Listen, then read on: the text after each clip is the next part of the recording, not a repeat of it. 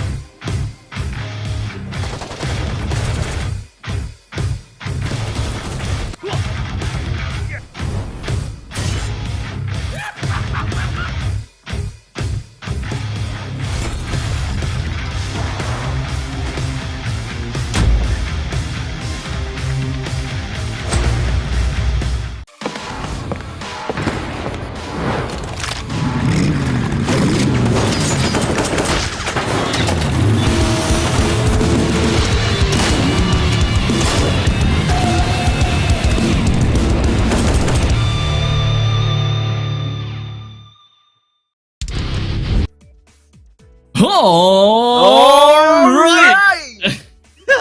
You know I would love to do that with you as always, right, Abstract? I didn't know, but now I do. But great haircut, by the way. But I went for a great. You just realized?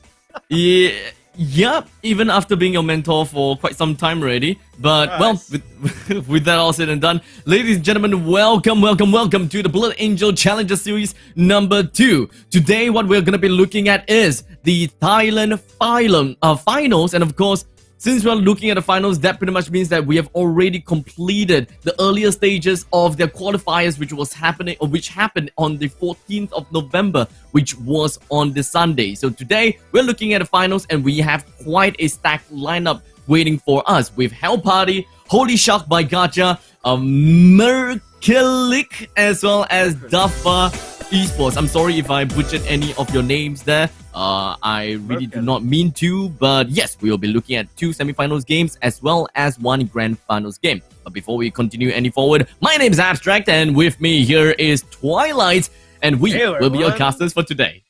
Nice to see you guys all and for once, and great to see Abstract yet again. Well, it's been quite some time since I've last worked with Twilights, and of course, yesterday at least for me, I worked with Icy Baby 1-2. So today we'll have a little bit of a different kind of vibe, different kind of mood, and Twilights will be with us for the next few days, at least when it comes to the weekday streams. And for the weekend streams, you guys will start to see Twilights for one of the days as well, if I'm not wrong. Am I wrong? Nope, you're absolutely right. I'm sorry, the audio kind of cut off for a moment for me, so I couldn't tell. Apologies for that. Well, it's okay. I suppose that sometimes there are a little bit of technical difficulties every now and then. I hope that it didn't have any problem with you guys, but at least for me, I will be in the chat, at least when it comes to the Facebook live stream. So it does seem like we do have a couple of people that's cheering out for Hell Party. And as for the game client wise, well, it does seem like there's just people that's calling out for Thailand, at least for only one. So make sure you guys hail out, let us know which team you guys are rooting for, and of course we will be pretty happy to see whoever that you guys are pretty much rooting for. I think I'm rooting for Hell Party already. I love their team logo, so right off the bat, it got me sold. And just because you have an amazing logo design, right? It kind of absorbs me to look at your team more, and then I just hope you absolutely decimate the competition here today. But I hope that's not a curse or anything, right? I hope I'm not putting down the signature caster curse or anything. Well, sometimes the curse may happen, and unfortunately, as for me, I accidentally jinx a little bit too much. But for those that are watching, I hope that you guys won't be accidentally jinxing any of these teams out there. But it's okay. Just call out all the team names that you want, and maybe CD keys will be flying over to your way. I don't know though. We did give off some CD keys yesterday. We did give off some. 2 to be exact. But how many will we have today? That is the biggest question. Oh, I can't wait to see. I want to sneak in a CD key for myself, you know. But I don't think, of course, I want to give it to all the viewers out there, and I hope you guys stay tuned, of course, just to catch out that CD key. You know, I'll be even the nice guy here. I'll type it out in chat for you guys, like what Abstract did yesterday. So I'll be the Mr. Nice guy. Well, before we even jump right on to the game itself, we are going to be looking at the lineups today, and that is going to be Hell Party versus Gacha first. And looking from the side of Hell Party, we do have Tenzi, Yoda, System, Meepo, and Tide that will be playing for Hell Party. While Gacha, we do have G Chuck, we have INWZA, I don't think I can pronounce that, but I'm just going to call him IN. We have ESC, Escape. I'll call him Escape for the fun of it. We have, well, speaks for itself, right? Yep, speaks for itself. Don't really need to say anything about that. As well as NLZ. I hope that that nice little name there is not going to be the MVP, or else I'll have to call his name out quite a lot of time. But for now, we'll call him Mr. H. You know, because I don't want to call his name out. Mr. H.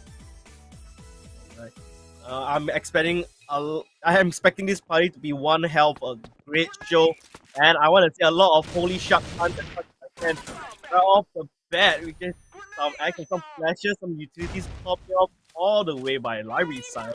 It'll be very, very good. And just like that, it does seem like this first round we're going to be playing at is going to be Dragon's New Lair, with quite a lot of these opponents, or rather from the side of the SLC side. They've already penetrated themselves right into the opponent's mids, and it doesn't seem like things are looking very well for them, as only 2 person will be left from the side of Hell Party, and that is definitely not a great way to start. That's like 3 men down against 1. That's one heck of a trend. Just like that, it's a 1v4. Make that a 4v none. Just like that.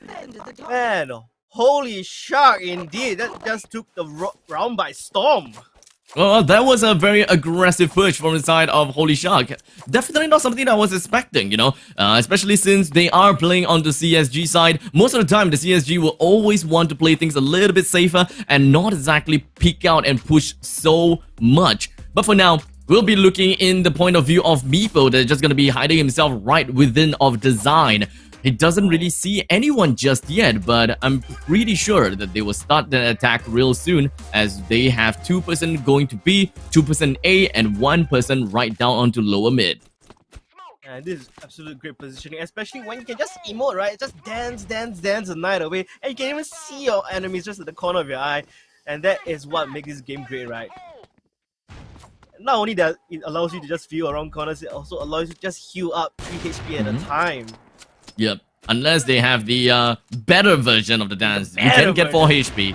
Well, 4 HP, it saves a lot of time, not gonna lie. So I'm waiting for myself to actually get the permanent one from that one. But it's pretty unfortunate. But for now, we're gonna be looking at Eye onto System. He's gonna be hiding himself right within of SLC window. He definitely knows and have information as to how many people is going to be around the side, as well as the CSG window as well. Doesn't seem like he will be able to catch anyone out just yet, but finally takes 1 kill to his name and even a headshot to add on top of that.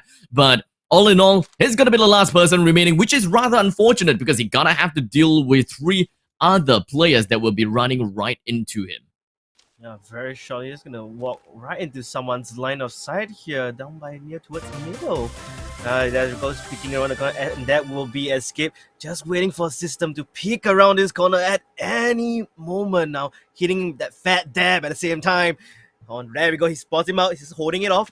Surprise, surprise! But System with the snipe takes him down to the 1v2 battle. He does have the sniper. He does have the one shot, but he has to make it count. Well, he is slightly wounded coming in from the fight against Escape, but nothing is going to be stopping him just yet. He will be doing whatever that he can to get himself right back on track, as you can pretty much see. He's playing things slowly, and Gacha, right now, they are not going to be banking all of their resources into a single site, though.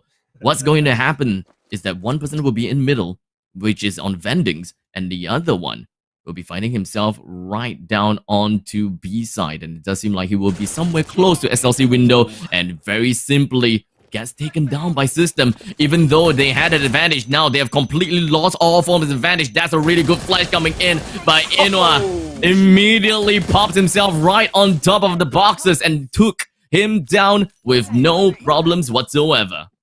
Man, I love that flash, just jumping right on top of the boxers, right? Just surprising him. And he has a sniper. Does he have enough time to react to that? Especially right after being flashbanged right in the face. Hardly. I would say really hardly. Oh man, look at what Hellpie doing. Just a straight on push right into B. And just like that, side is theirs. It's an easy side for Hell Party. They've decided to play things a little bit more aggressive, and now it is just going to be left with HolyShark by Gacha to eventually pop their way right down onto the opponents. But it doesn't seem like things are going to be that easy for them. ATM, they do have a little bit of control right by ATM, but Yoda completely wiping out his enemies, and that is going to be a total massive amount of kills right in the hands of Tide. And they have managed to successfully take themselves a single kill in the bag and effectively stopping the tempo from Gacha. Wow, that was just a decisive B rush, right? There was no reaction coming in time for HolyShark, and that just fell all apart. And yet they're trying it again. You know, don't fix what's broken. Just hop right in. You can see your System by SLC window having a great angle. Just see peeks at it, but however he bang right in the headshot right there, and he goes down for the call. And G-Chuck getting kills of his own. He's gonna be able to perhaps made off and smoke this and perhaps go for the defuse here. There is time, and of course all the members are dead, and just like that. Extremely decisive play coming in from Gacha, who have been putting themselves onto the CSG times and time again, numerous amount of times, despite the fact that they may have lost the side. And of course, once they lost the side, they pretty much has a man disadvantage, but they still manage to come back right into the side, take back the control, and eventually even whittle down the opponents without losing too much deficit for themselves. They did prep themselves for an early push onto B, but realizes that, hey, there's no early push. So a lot of them have decided to put most of their resources, in fact, most of them have decided to push themselves right down onto A side. Yeah, I mean, that was just an absolute awesome retake coming in from HolyShark, and HolyShark indeed. We don't really have a lot of information right now, or at least for the members from Gacha, they don't have information. Hell Party, they also pretty much doesn't have much information. They're playing onto more of a defensive stance, unlike how Gacha was playing onto the CSG. They've decided to play things a little bit more aggressively, actually on both ends, right? So right now, right after the switch, both teams have decided to play things slowly, and they just do not want to yield additional, or rather free kills over to the opponents in the form whereby they wouldn't want to lose a man advantage at all. And like 1 minute and 20 seconds has already passed and no one has died yet. They are really taking this slowly. They make sure they want to check all angles with the emotes before pushing the side. Just like GS Chuck, I think Meepo has already spotted out the push coming in on towards B side from the storage here, and Meepo will be there to receive as well as Yoda. But Meepo gets shot through the smoke. Great job done by Escape there.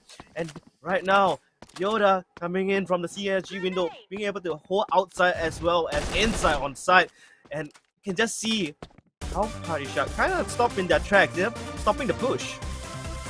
They pretty much understand that they don't exactly have a nice angle of attack against the members of Hell Party. They did manage to hold their ground onto CSG window for a pretty long time, and that weaving in and out, that motion makes things so tough. And of course, that is just going to force HolyShark by Gacha to just walk onto a gamble. It's either they're doing picking on the left or either pick on the right, which is a very tough gamble to say. But at least, as long as they play together, they should be able to get a really nice refrag onto one another and get themselves a good advantage.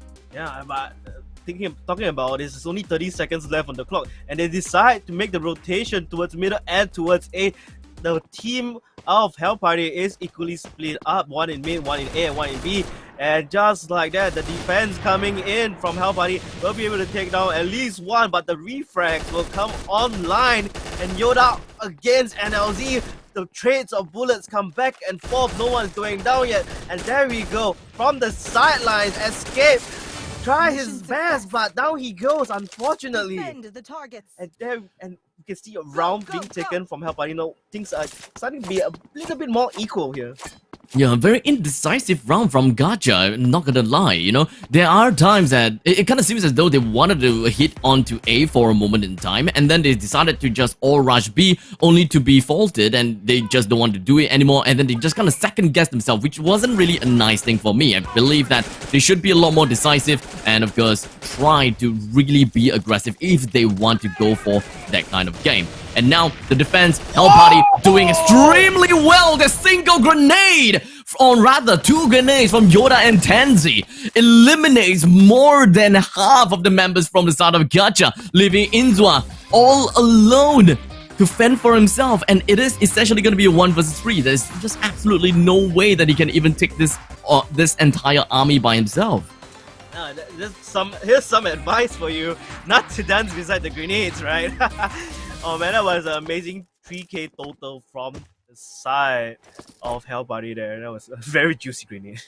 Two very juicy grenades. Yeah, two very juicy grenade. I definitely saw the grenade, but I didn't think how long it was cooking. I thought like, oh, the grenade has popped already, but I suppose that I have a really bad share of timing when it comes to cooking grenades, or rather just grenades cooking in total. I know. But now, it was, wow.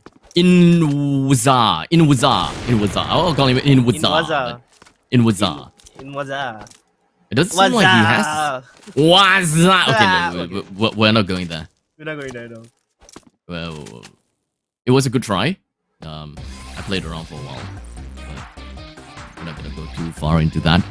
But you know, one thing that we should go far into is this entire game itself, because HolyShark by Gacha, they're not gonna extend their lead at all. They're finally, at least for Hell Party, they managed to equalize the score line 3-3. And the way that Hell Party has been playing this, it does seem like they are pretty strong in their own regards, especially when it comes to being the CSGs.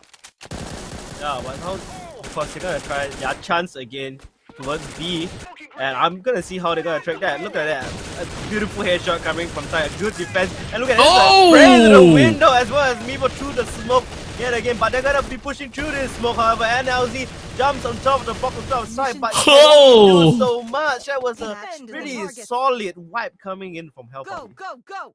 Very decisive anchoring that Hell Party has showed us. And of course, the viewers, they are definitely not wrong to put so much hope onto Hell Party, because we can definitely tell why Hell Party is their favorite instead of Gacha. At least for now, I haven't really quite seen anyone just kind of cheering out for Gacha. Maybe just not quite yet.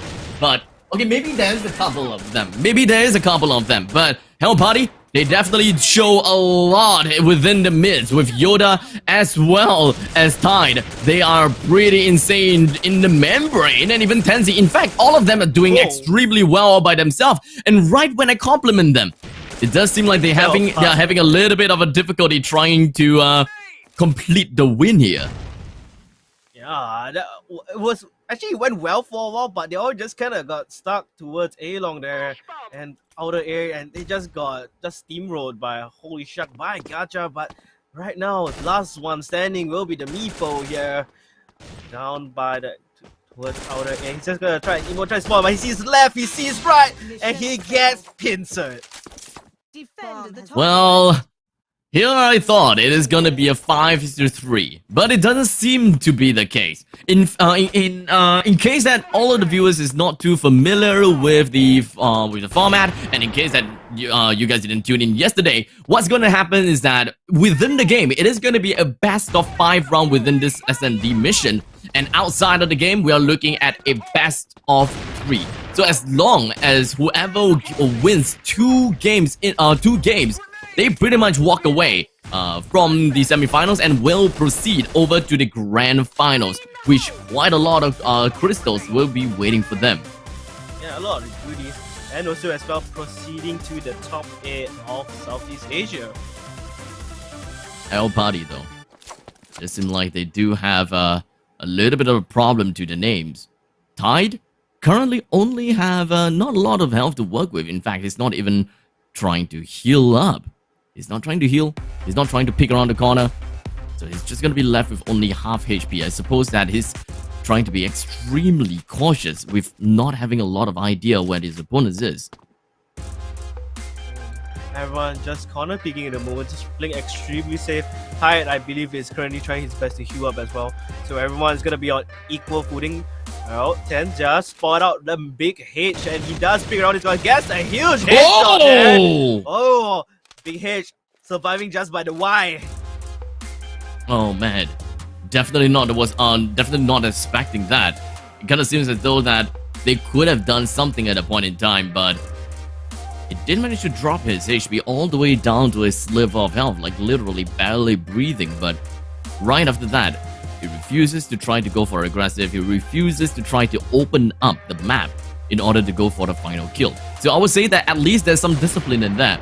But that is also kind of like a high risk, high reward kind of thing that they have unfortunately missed, which I can understand because they are literally on match point right now, so they can't afford to do anything risky at this point in time. With Tide taking himself the first kill, Tenzi holding down the corner amazingly well, but unfortunately will still be traded out by Escape. Moving on, getting a kill right on the system. A total of 2 kills for Tide and 2 kills for Escape, with only 3 members from the side of Hell Party remaining, and HolyShark by Gacha wasn't able to get themselves right out of the system, and Hell Party have managed to get themselves with the first game won. Game number 1 going into the fate of Hell Party. I mean, like I said, I love their logo, and the entire stream right now, from what I can see on Facebook, is supporting them. I guess right now you can say they're the tournament's favorite. Would you say so? I would say so. Yep, you can pretty much say that since there are so many viewers out there that are just hailing for our man here, especially when we're looking. I mean, we have definitely a decent amount of people that are just cheering out for Gacha, but Hell Party, without a doubt, a lot overwhelming more. Support, just overwhelming. Like, so we can pretty much say that Hell Party probably have got the hearts of the audience and technically the hearts of the casters. So we have a lot of expectations on them, but let's kind of round up a little bit more about game number 1, right? Because it kind of seems as though Hell Party had a little bit of a problem when it comes to their first half, because they were the SLC and they only managed to take 1 game to themselves. But once the switch happened, yeah, their CSG side was so much better.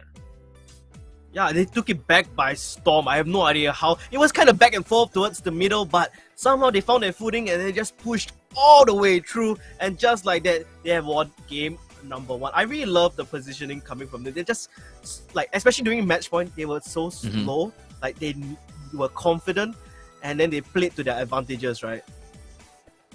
Most of the time, I just believe that there's actually quite a lot of plays that Gacha could have done, right? It really seems as though that they could have been a little bit more aggressive at certain points in time, and they can kind of pull back a little bit at a certain point in time. But all in all, it really is about that marksmanship that was kind of lacking from the side of Gacha. Alas, yes, they did manage to land some really nice shots every now and then, but when it really matters, when it really counts, they're just unable to land those shots. And we have seen their SLC side, right? They tried to attack A multiple times, but they just get completely shut down right at SLC window, which is rather unfortunate. And I would say that that is probably because they're just trying to anchor down onto SLC window, thinking that they are a lot more superior just being in that window. But yeah, that's not the case. I think that's when the nade happened, right? Especially one of those rounds.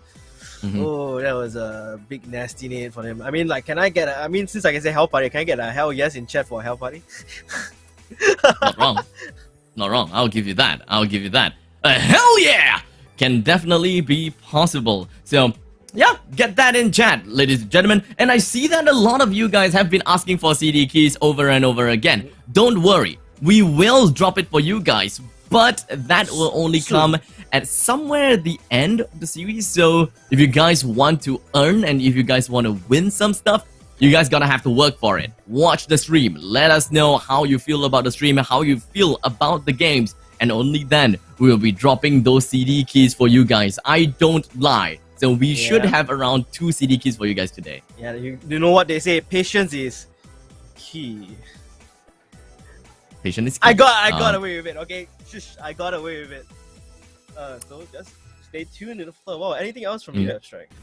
Well, I do have something that I want to speak about, and that is in regards to the word key. You know, what happens if you get locked outside of your home? I don't know. I've never. Okay, I've experienced that quite a while ago. But other than that, I leave my door wide open for everyone to come in. Burglars are welcome. Anyone homeless. I mean, I would keep a spare key somewhere outside, even though I live in the HDB flat. What would I do is I would just walk and roam the streets until someone gets home. I don't know, till night. I see. Okay, next time, let me tell you this. In order to get yourself back home, if you're locked out, talk to your door nicely, because communication is key. I didn't see that coming. You get 2 thumbs up and a clap. Well, I hope the viewers like that. I sure hope the viewers like that. If you guys don't like it, no CD key for you. So make sure you like no CD keys. Yeah, no CD keys. That was a good build up. I have to admit. That was a good build up. Like you had to ramble on and on and just like talking about your experience. It's starting to get like really personal for a moment in time. So I'm glad. I'm really glad that has happened actually. But you know what? Yeah, just take over the microphone for a little bit. It kind of seems like my video feed, it kind of feels a little bit laggy. So I would want to kind of change that out and kind of work on that real quick. Yeah, it's time for you to invest in a HD camera. I see that you're just adjusting your Logitech camera settings, right? Yes, I am. Yeah. And it kind of seems a little bit dark right now. So let me just bump that up. I mean, I understand what you face because that's what I go through as well. You know, for those C922 Pro users out there, you could always get your Logitech webcam software, and then when you hit towards your advanced settings, turn off your backlight comp for a full smooth 60 FPS, as well as auto adjusting your exposure and just as smooth as me, just like this. It's not as smooth as I wanted to. I'm not too sure what's wrong with my setup today. Low light compensation off, exposure -5.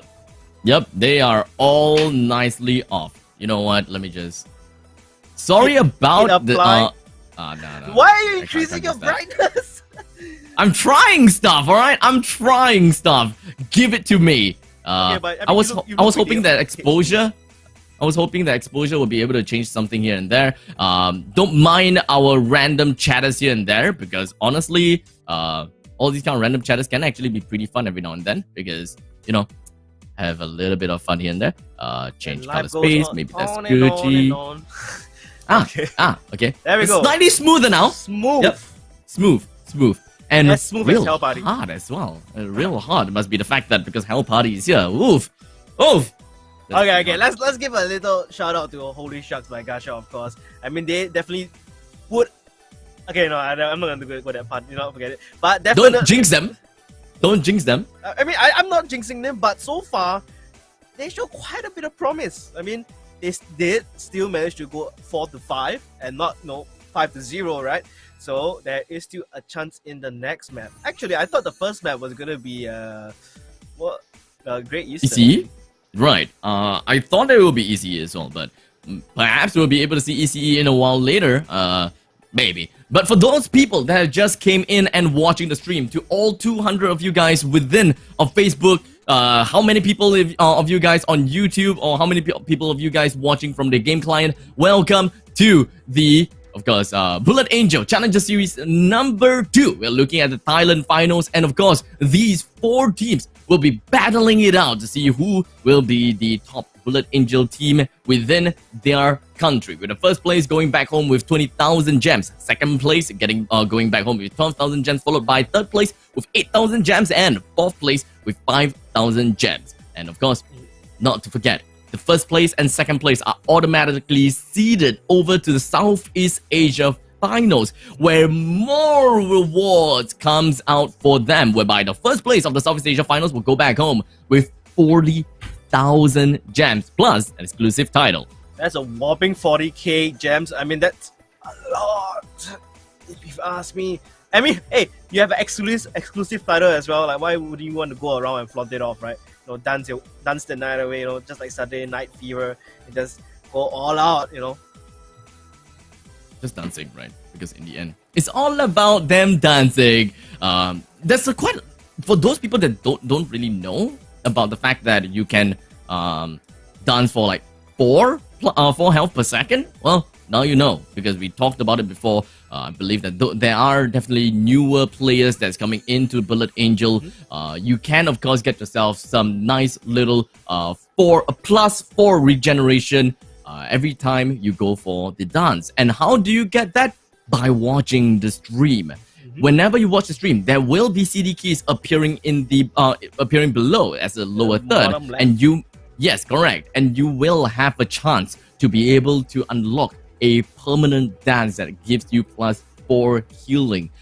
But of course, chances are relatively low. You gotta have to be really lucky. So you gotta have to make full use of every single CD keys that you can get and every CD keys that you can see simply by watching the stream. And they usually appear maybe after the first series, after the second series, or maybe after the grand finals. I don't know. You're gonna have to keep your eye for that and wait for it. We'll hint it out. Don't worry about it. Speaking of which, Abstract, what is your favorite map in Bullet Angel so far? Mine is gotta be Wampo Dock, sorry. Wampo Dock, okay. My favorite map, I'll say probably is Snowberg. There is a little bit of there's a little bit of nostalgia in that. It's kind of familiar. It's kind of familiar, right? Back in the days when there have been pretty old games and they have been modeled after this and that. Quite a little bit of inspirations, but all in all, it is still a very original map. Yes, all in all, yep. And Snowberg, I'm a sucker for winter. All right, I'm a sucker for winter. So anything that has snow in it, anything that's cold, anything that's winter, count me in.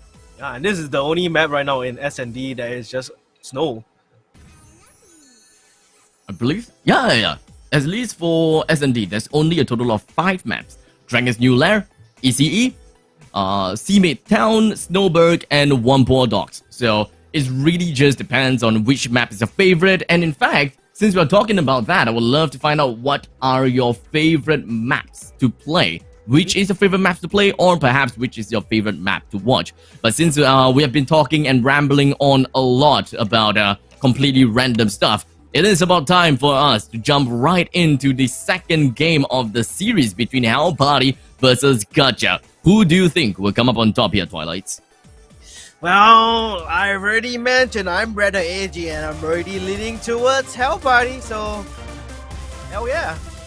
Hell Party, huh? Well, there is a lot of people just gonna be cheering up for Hell Party, and HolyShark by Gacha, you know, not quite a lot of love, so I'm gonna be throwing some love over to them, hoping that they will be able to get themselves the first win against Hell Party, and that should be able to get themselves a nice little tempo to finish off this game by itself, and hopefully get us into the third game of the series.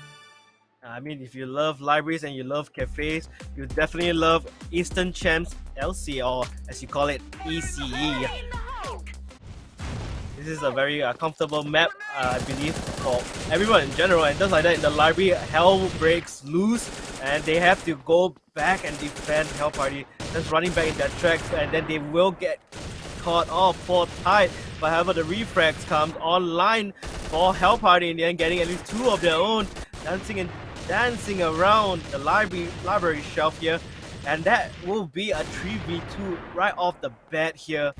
Hell Party with 3 members left alive. They are still heavily tagged, but they are healing up. And Gacha, just all kind of surrounded at this point in time in A side, right? Definitely not looking good at all, right? Since they have a number disadvantage, there are definitely times that they will be able to... I mean, yes, they may be able to break through to a single site. But after that, it's a little bit tough for them to even do anything at that point in time. Yeah, I mean, look at it. Gacha is kind of fully healed up. There's 1 minute left. Hell Party, they have to push in sooner or later. I mean, of course, the burst could happen in a matter of 5 seconds, but they still have a timer ticking on their neck. And I'm surprised, you know. At least for Inuaza, he's currently finding himself right inside the side, and right now, immediately popping off one of the heads onto the side of Tenzi. They are holding the opponents right by their neck and literally gonna go for the jugglers. And now, it's just gonna be left with Hell Party. They're thinking of what they should be doing. They are unable to break into the side right now. Just gonna be left with Inuaza. He's still gonna be heading in with his HK416 Viper Id. He wants to go for the final kill. After all, he's gonna be all alone against Little. Just gonna be playing ring around the rosy right on top of this counter. How is things gonna be like for now? Little, he decided to pop himself out with the deagle, only to find himself losing right out. And Gacha won themselves the first round of this game, and that was definitely something that I did not expect. That was really clutch towards the end. I mean, dancing around that counter, just constantly spamming the emo just to get the angle, the advantage on your opponent. It's jumping. It's so annoying for the opponent, right? To just try and snipe you. He has a sniper, and he had to bust out the deagle as well, I believe. So he went to deagle matchup. Which kind of makes sense, right? Since if he's actually holding a sniper, it's kind of tough for you to even shoot your opponents while even if you're in point blank, right? Looking down the scope is understandably one of the best ways to fight with a sniper. And without further ado, just pop yourself up with a deagle. If you can manage to get a headshot, then that is absolutely great. But it did not quite work out the way that Hell Party was looking out for. And do note, Hell Party, they are on to CSG. And, well, they were doing pretty darn well in CSG in the previous round, but now the fact that they have put themselves in CSG and yet they lost the first round is definitely looking pretty sad. While Gacha, they won the first round, and I'm pretty happy about that. Yeah, I mean, no curse, right? I mean, on the SLC side, they've been doing some great stuff, and looks like we may be having technical difficulties on their side, because 4 members of Gacha just DC'd, I think. They may potentially do a remake here. Not exactly sure what's going on. Yeah, it may seem like we are gonna be going out for a remake right now. So it's really unfortunate whatever that has happened. Perhaps there was I think the first round was kind of not counted, because if I remember correctly, and someone was lagging. It's not really a lag. There has been times that there have been like technical difficulties within the game clients itself. Sometimes even when you planted the C4 gets stuck at like 8 seconds and 8.71 seconds and just doesn't go off. There's no countdown timer. The game doesn't expire within itself, and that would kind of make sense, because I would say that for Hell Party, it kind of makes no sense for them to just rush into the opponent's face, even though they are the CSG, right? Why would he try to push right out onto the opponents? And the answer is because they can't run down the time. The CSG won't win, even when the time runs out, or rather, there's no time, as a matter of fact. Yeah, that's true. Small little problems, but don't worry, we will get that remake going down, and once the remake is down and, well, completed, we should be able to get back to you guys with a good set of games, at least when it comes down to the second game of the series, still within of ECE. Yeah, I mean, so far, I was a bit confused at the start of the second round, right? The SLC, the Gacha side, they were just like hurdling up in base, they didn't move. So turns out everybody, like 4 members DC'd, and yeah, the remake will continue to go on. I'm definitely still gonna root for Hell Party. I mean, that was definitely a big clutch coming in from Gacha there, that final kill there of the first round. But other than that, I think that could have been a fluke. That could have been a fluke, I would say. Yeah, I mean, in the end, whenever is if we would usually call it a fluke, right? We would want to see a second round in a row kind of victory so that we can definitely confirm the fact that, yep, they won the round purely because of skill. But unfortunately, when we're looking at Bullet Angel, it is first to 5, right? So whenever it's first to 5, it is kind of tough for you to be able to get 2-round victory all the way because of the fact that you have tempo or economy or whatsoever. So I don't know about that. Maybe it's a fluke, maybe it's not, but we're just going to be moving on and taking a look back into the game. But unfortunately, Gacha is the one that will take that first round regardless, nevertheless. And Hell Party, they're going to have to start the entire series of this game with a small little deficit. Yeah, I mean, that's one death off the bat. I mean, they still can recover from this, no doubt at all.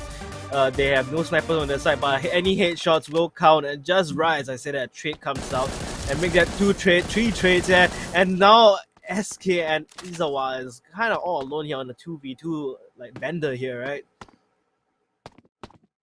Well, with 2 minutes left onto the clock, and Gacha had 2. Hell Party with 2 as well. Those aggression coming in from both sides, understandably, is pretty good, but whenever you're looking at the manpower, completely the same. And there's no advantage, there's no disadvantage. All in all, the advantage will always go over to the SLC. Because CSG, the only way that they can play the only way that they can counteract against that man advantage is that 2 of them just stays within a single site and not split up. If they split up, then they are essentially giving the opponents a rather distanced man advantage as well. Yeah, I mean, splitting up, bro, that's not something you want to do. And Inzawa goes for the mad dash, hides behind the counter there, getting shot through the smoke, unfortunately. And there we go, he goes down for the count because he can only do so much with that rifle behind the counter. And there we go, round number 2 by Gacha. Definitely not what we were expecting, right? Yeah. I'm giving my love over to Gacha. And as I've said, I would want to see Gacha win out all the games all the way through so that they will be able, to get themselves right back on track. 1-1 throughout the entire best of 3 series. That would be a great storyline to watch out for. But hey, perhaps it's still a little bit too early to say this because, right, we don't really know how Hell Party usually plays within ECE, right? Maybe Hell Party is a lot better when it comes to being SLC in this game, in this map. Never know. Yeah, we just gotta wait for the teams to swap over and see what they can potentially do on the attacking side, right? I mean, so far Hell Party's defense is a bit wonky here so far. But then other than that, I think so far, they make pretty good attackers, but they definitely make better defenders, right? Especially on the previous map. But ECE may not be their comfort pick, who knows? It's not exactly not their comfort pick, indeed. In the previous round, they have been very convincing in the way that they pick up fights. In this round, not exactly very convincing at all, right? There are times that they go out for a fight, and in the end, they trade with one another, which is understandable. That pretty much means that the opponent's marksmanship is not necessarily too far off. But for now, great start coming in from the side of Hell Party, or rather from the side of HolyShark. Gacha, they immediately ran themselves in right down to the stairs and heading their way over to Connector, managing to seize the entire control on the Connector. Will be heading their way over to bomb side A. And with that all said and done, that is going to be Hell Party trying to go for the defense. All but 2 members from Gacha remains holding himself right still onto the side, in between Connectors as well as stairs, which is a slow start. I don't like what has happened. They tried to rush in. Most of them has been knocked out and only left with 2. They know that they have the man disadvantage now, but playing things slow now. I don't exactly know what is going to be their the strategy. Yes, correct. I didn't really like how they pushed middle there because they were choked out in middle for a while. There were smokes and then they burst right in. But however, Hell Party on the other side was just waiting to receive them like presents. and then they just open him right up. And right as I said, open him right, look at that. Walking right into the line of sight of Thai there. And as well as Tens, Hell Party, they kind of lost their footing there. I guess that Gacha was trying to ride onto the momentum that they had previously before, right? Of course, they will be happy at the very fact that, hey, we managed to win 2 rounds from the side of SLC. I can understand that. And they would want to make full use of that advantage while the opponents may, number 1, be tilted, or number 2, they are not very confident with their abilities. And all in all, oh no, we are going for a reset again? I am not too sure. Kind of seems as though we do have yet another technical difficulties within our mids, and all of the players seems to have disconnected once again. Worry not, I mean the score is kept on track so far, so we will hit right back into it when we are ready. Yeah. So anyways, what do you think so far from the attacking prowess coming in from Gacha? Right. So when it comes to Gacha, right, it doesn't seem like the way that they've been playing is very convincing. They don't try to go all out for a single side, and when things actually happens, they go for good trades. But when it comes to actually trading, they don't have like one very good star player that is able to do more than killing one person off. It's more of the fact that I kill one person, but in return, I get killed as well. My fellow friend kills that other person while he was completely absorbed, and I myself becomes completely absorbed. So in the end, there is no transfer from one person to another, and it's just tunnel vision all the way. And that is kind of like the issue so far, but it could be good, it could be bad.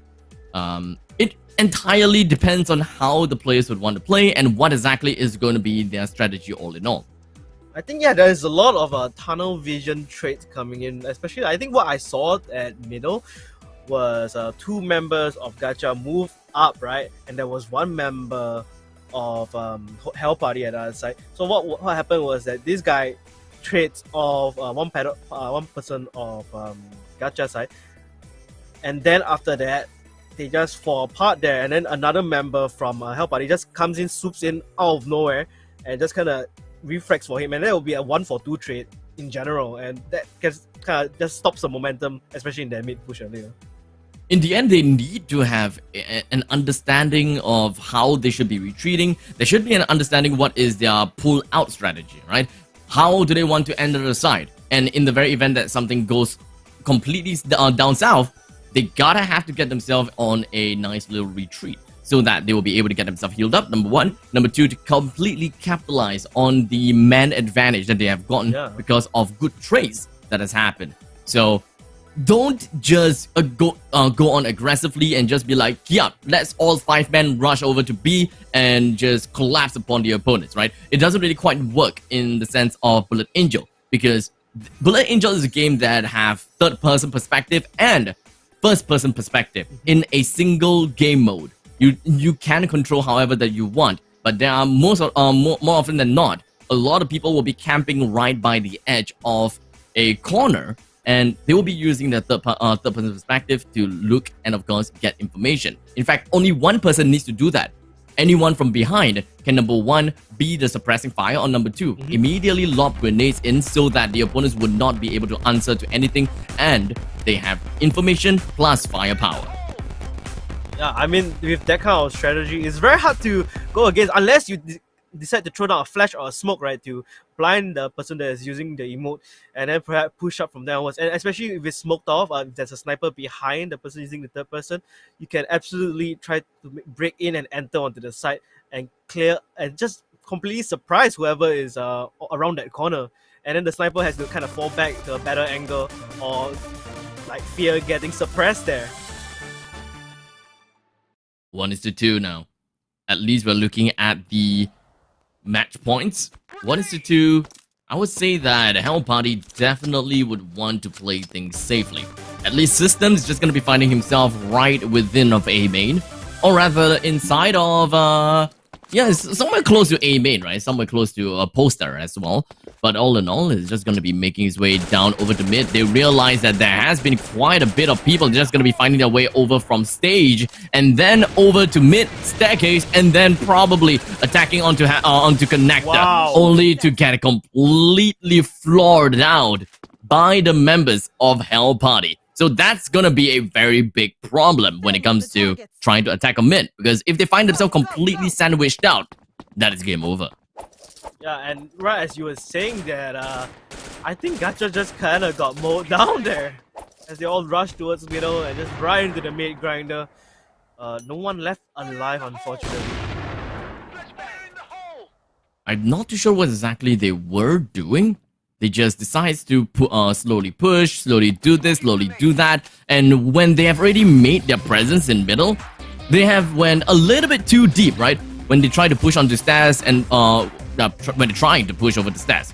The opponents can actually come out from library. That is if they have cleared out library by itself. And they can come in and completely sandwich, which is exactly what has happened with Hell Party just completely collapsing onto Gacha. So they gotta have to be decisive. They definitely need to know what exactly they want to do. But the thing is, I don't think they know what they want to do at this point of time. But right as I said, they're just going to hold down the mid stairs here, and they're gonna see if the opposing side, HolyShark, is gonna push through at any moment, even though they are defending. But you know, a great defense is a great aggression. A very slow game. Oh no. HolyShark by Gacha now. They are the one that's attacking. And Inwaza holding out within of connector. Is doing relatively well, I dare say, but you can see Hell Party now, they have been a little bit more decisive with what they want to do. Once they have gotten themselves a control onto stairs, they still have a couple of people that will be holding themselves right onto mid ramps, ensuring mid ramps that's facing over library, right? So that they don't get pincered or rather get sandwiched, which is great strategies coming from them. And they also know that there is someone behind that edge, and they gotta have to find manpower in order to go for effective trades. Except for the fact that they probably tried it a little bit slowly, in my opinion, and thus they may have a little bit of problems here and there. But fortunately, Horn is already down. I mean, I kind of like the how they're positioned across the map from Hell Party. 3 towards mid, 1 towards A, 1 towards B. And just from that, they are able to get one trade. And if they can get another, they can make a decisive push towards B side. And there's only one lone member, and that will be G-Chuck holding down towards the middle here. He does spot out Tens, but does get immediately gunned down by Little there. Bomb has been planted at B site. Bomb Just planted like down in Yeah, B. bomb Ooh. plant. Okay, how things gonna be working out for Gacha? Not gonna be the case. It does seem like the SLCs definitely worked out for Hell Party, getting themselves with a total of 3 wins into their name, while Gacha have only gotten themselves with 2 wins. We have been seeing quite a lot of attacks that is just gonna be within of bomb side B and not really on the bomb side A, you know. But now we're starting to see something a little bit different, with Tide finding himself right inside of A-Long, weaving in between E-Cafe and the containers by itself. He's going to be holding out one player all by himself, while the rest of the members from Hell Party have decided to move themselves right towards mid, and it does seem like it's going to be a mid to B kind of take. They have middle control all the way. One person right by back truck is just going to be holding out whatever they can, with Escape taking a kill down on the Yoda, 1 for none. I think so far what we can see is mid control is the name of ESC. Because of that, you can just see how they're just so fluent to take any side they want. And they are, of course, just holding down the angles towards B side, looking towards, but they do have that team member speed up yet again towards B and A. Just making sure once one side is open up, they're just going to hit straight right in, and they're pushing up towards middle. It's closer to B, it seems. You see, Zawa just hiding around the corner. Will be able to surprise Tens with his pants caught down loose. With only 3% left from the side of Hell Party, they're definitely not on a good spot at all. And it kind of seems as though they had a pretty decent start, but when it comes down to execution, they just can't seem to get that handled down. While Inuza holding himself right by the lift, he can see whoever is on the opposite side just by hopping around the lift area, or I would call lobby. Just gonna be trailing behind of a Hell Party with only one person, or maybe all of them getting destroyed after Gacha has made a really good rotation. Quite a back and forth match we're seeing here, huh? Gacha takes one, Hell Party takes another, Gacha takes another on top of that, and then Hell Party is back on it. And now we're gonna see a 3-3. Things are going fairly equal for both sides, surprisingly. Yeah, I okay, not really that surprising. No, at least for me, it's kind of surprising to a certain extent. But right now, Hell Party, oh, they're going up for aggressive. We've got Tenzi as well. Yoda that managed to get himself a decent amount of kills to their name. 3 versus 2 right now. Gacha with a man disadvantage. We are going to be looking at Hell Party moving themselves on towards the side of B. Getting the bomb planted down is definitely going to be a little bit tough for them to even handle, especially since it is 2 versus 3. They gotta have to retake this side very cohesively. They have to go together in as one. They cannot split up unless they can get picks alone. But right, then again, dance around from the library shelf will get caught out, unfortunately, in the end. And leaving system trying to take down Inzawa. The bomb is spotted. Inzawa in a very awkward position if he tries to go mad dash across, and Little will be there to catch him out, as well as NLZ. Defend the targets. Hell Party now finding themselves on match point. All they gotta do is replicate what they have done just now in order to win. But unfortunately, what they have won just now is, I would say that is a little bit of a stroke of luck. Their marksmanship was pretty much on point, and they did manage to rain quite some chaos and mayhem over to the side of Gacha, and Gacha just couldn't find himself the right person to aim for. Lobbing a little bit of grenade in and there. System holding down the corner, can definitely see how many people is behind. They noticed the retreat that was going on, and thus they should be able to break into the side pretty simply from the side of the lobby. Yeah, but there's a lot of people right now in the CSG base as well as Backtrack. They will be able to defend the B side, but however, they just got a hold at A in case if they make a full rotate towards A side. But right now, holding their position steady, at least leaving 2 members closer towards B. This should be a fight happening very shortly. The push will come in from middle there, and the trades will come, like I mentioned before, back and forth, a 2-for-2 trade there. And Hells may be able to catch one more before he goes down, but System can't go for the refrag at this point of time.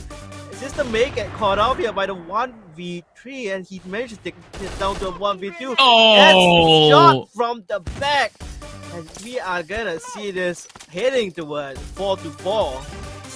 Definitely did not see that coming. He thought that he could have a nice angle on that open bomb plant, but unfortunately, he's facing a massive deficit when it comes to the amount of gunpower, firepower that he has onto the side.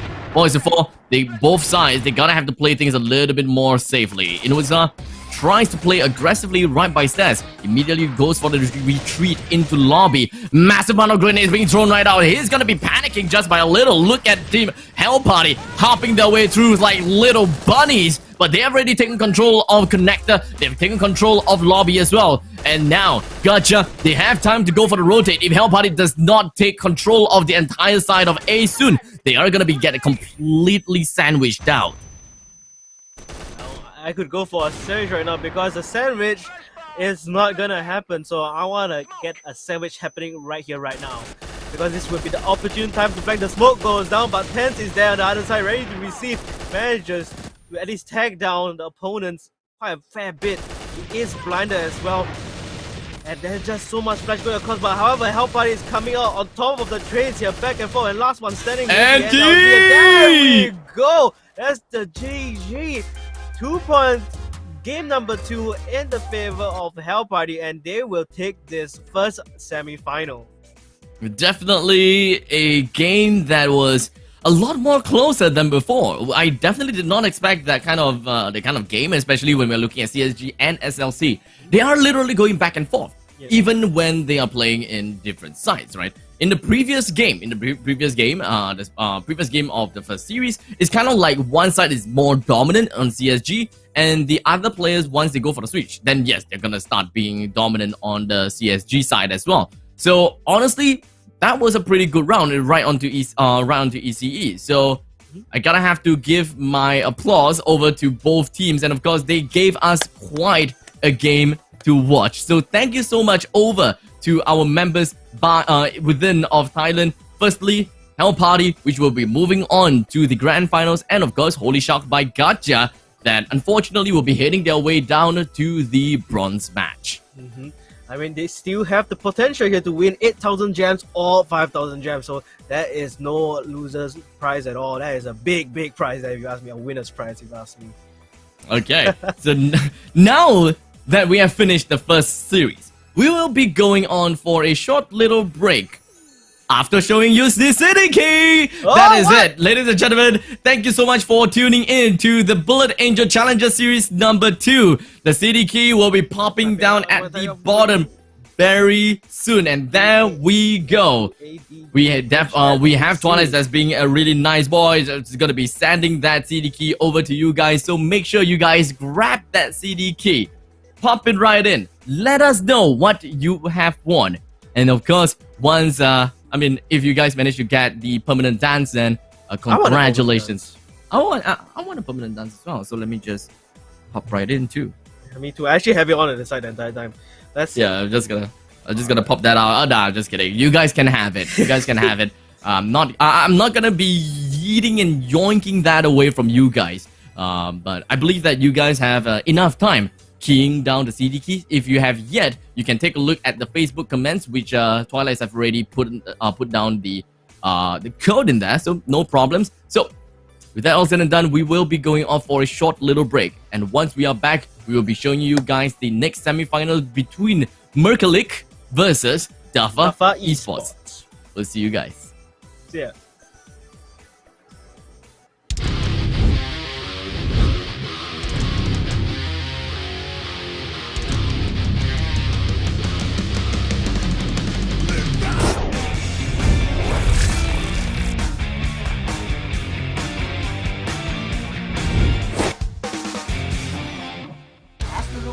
He's gonna take down one, he's gonna take down two! Oh no, he's gonna miss his shot here, but one more shot down, spacing here, and gets a double kill as well. But then he falls down Tiger, 1 versus 3, very difficult situation. He's gonna get sandwiched down by Denver, Holy, and Wolf. He's getting all the kills right now, in the double kill from the side of the deal. GGWP to PGA. Looking at angles, takes down Wolf, and that will be the third point from the side. Defending side, or the blue side, and already first blood coming in, and a follow-up kill coming in for 4 members here. Woohoo! 9 kills, 3 deaths, and 1 stab taken out. Senzo goes enter, trading off here again in long A. Make a look onto the opponents of the X-Blockers. Trying that as Zenko takes out the kills on a couple of trading kills already, but then the strengthening numbers in X-Blocker, leaving on the MRX and Rambo left alive, but I will leave the triple kills. MRX takes down Senzo with MRX with a double kill as well right here. Holding on to ground with the triple kills. Oh my goodness, strong loser. MRX is on fire with Tom with a double kill as well. Dude, this guy is just a beast. Going in already with the first blood. Oh, he's just pushing in like a boss right now with double kill onto Edward and Senzo. What a play!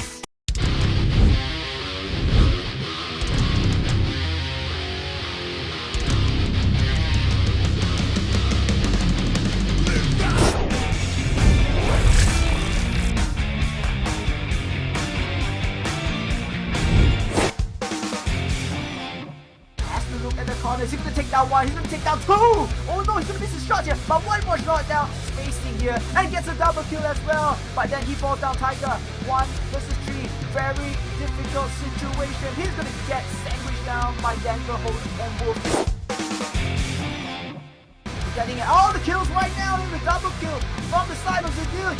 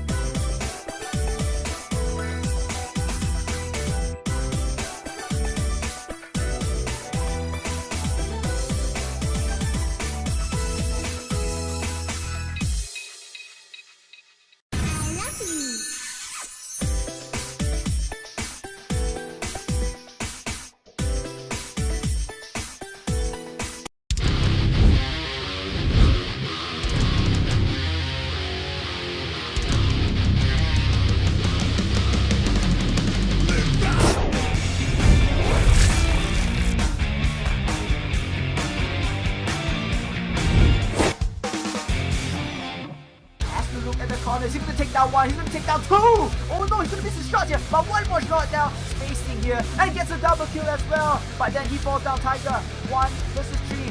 Very difficult situation. He's gonna get sandwiched down by Denver, Holy, and Wolf. He's getting all the kills right now in the double kill from the side of the dude. GGWP to PGA. Looking at angles, takes down Wolf, and that will be the third point from the side. Defending side or the blue side, and already first blood coming in, and a follow-up kill coming in for 4 members here. Woohoo!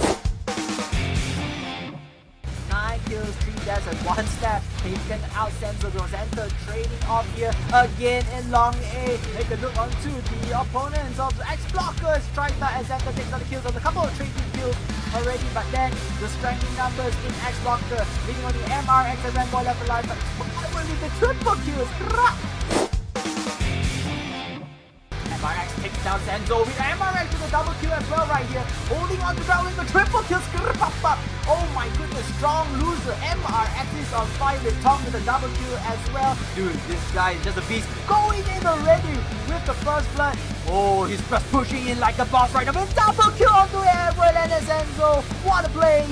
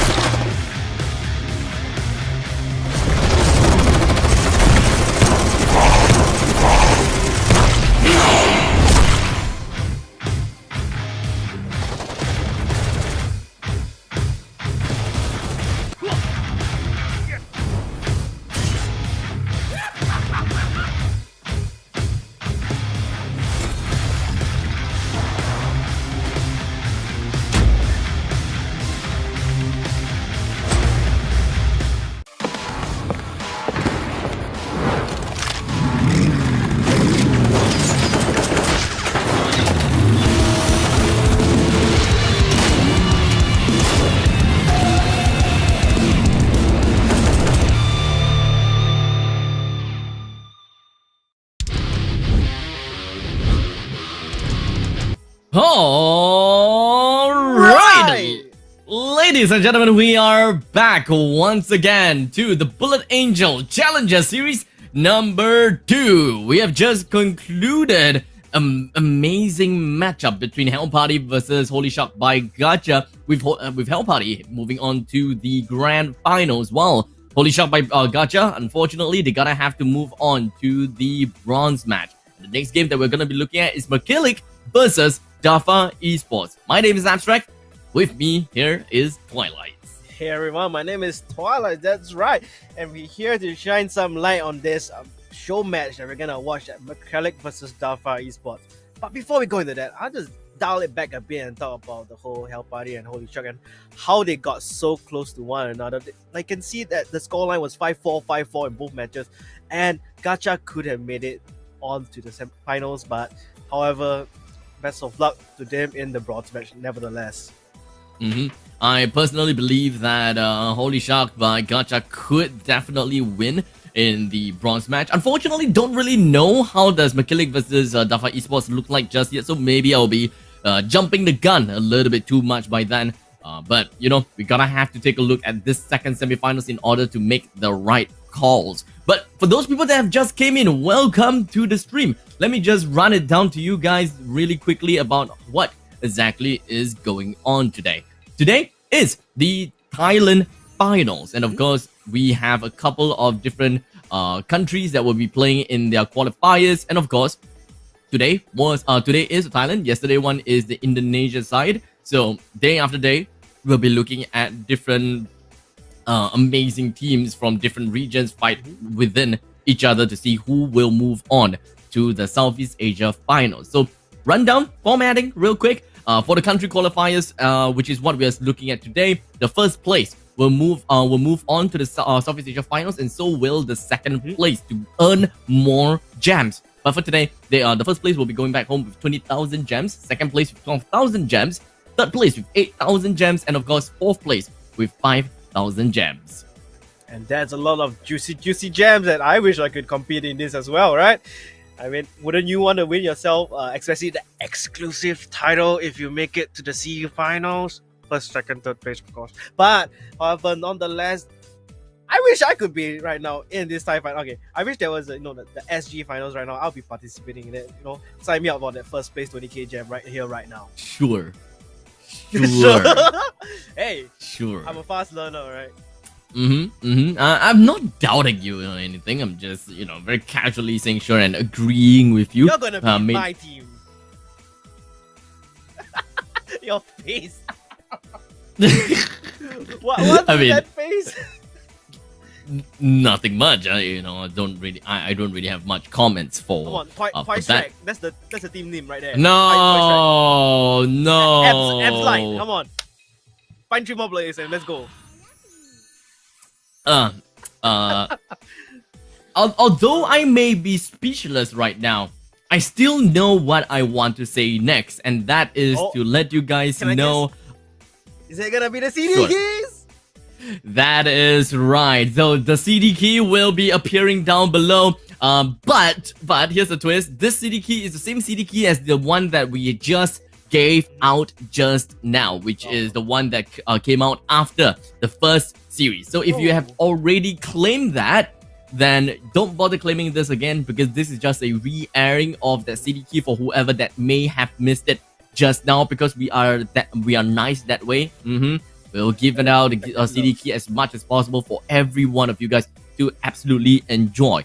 We still have one more CD key that would appear by the end of the broadcast. So if you like to get another chance in picking up that another chance of that game watching chest, you gotta have to stick all the way through to the end of the finals of this country qualifiers in order to see the CDK again. That's right, so remember to just stay tuned and key in that CD key at the bottom left of your screen. If you haven't, remember, do it right now. If not, I'll claim it for my own. Well, if you guys don't really have an idea how to claim these this CD key, all you gotta do is open up your game app. On the left side of the screen, you'll be able to see a small little banner that says events. Click on the events banner, and then move on to the tab that says Notice. And from that point onwards, that you will see another sub tab that says CDK. And that is where you can input it. In fact, Twilight is going to show you guys a step-by-step approach as to how to claim your CD key. This events, click on that events right there. Press the events. And right here under the notes, you can see the CD key, right? And just key in this right here, right? All right here. No, see that? Key it right here. Key it and you get some right price. there. You're welcome, guys. So make sure you guys collect this, collect the CD key BACS2 ADGHFHC if you have yet to claim that.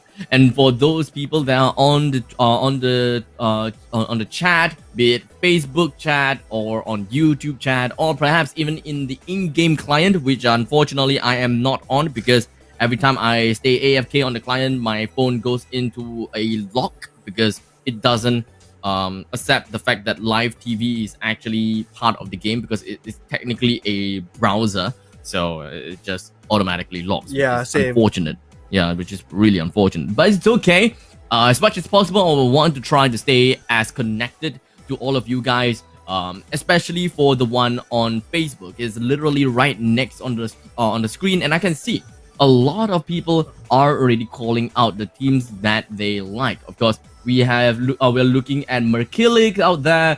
We are looking at a good amount of people calling out for Dafa esports as well. So make sure you guys shout it all out. Let us know which team you are rooting for, and that is going to be a great way for you to fuel some of this support over to the competitive team.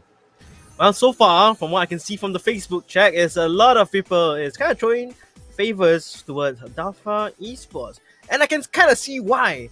Because when I look towards the bracket, I noticed that a lot of their matches are pretty clean sweeps, I must say. As seen over here in my previous one, you can see how Dafa esports was Wolf Killer. They were 5 and 0 and 5, sorry, 5-5 basically, and they just took it home there and then. And from the earlier matches, they just go full out 5-5 as well. So it's very promising to see this coming from Dafa esports.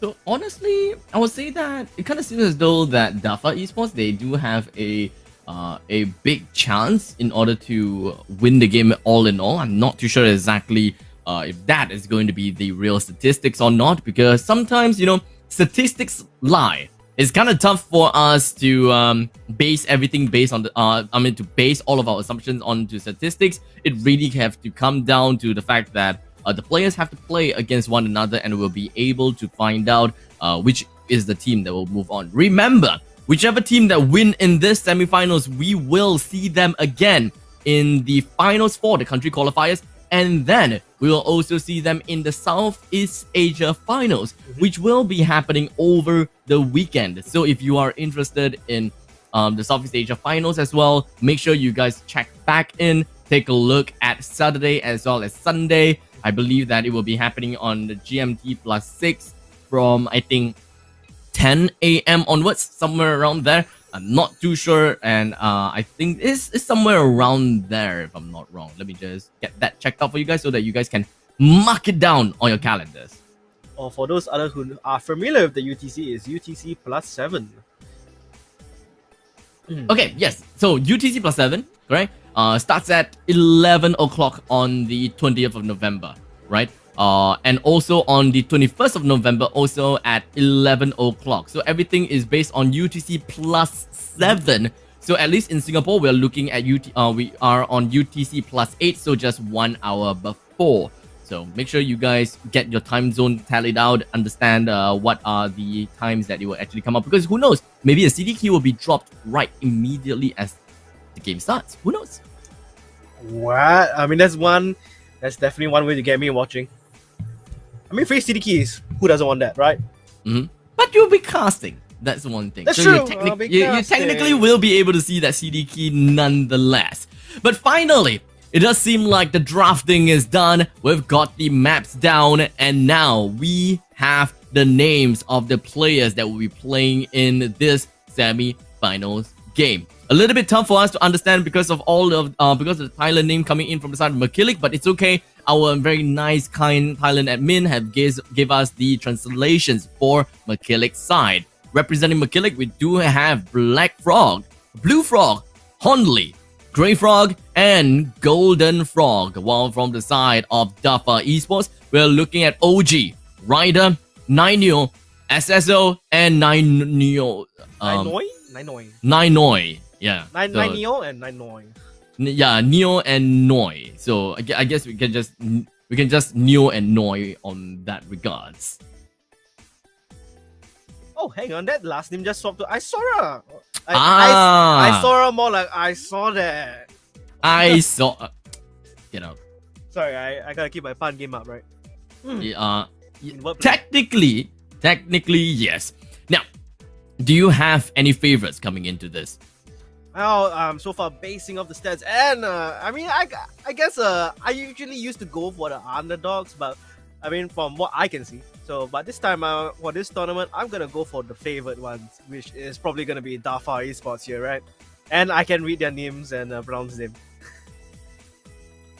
Well, not wrong.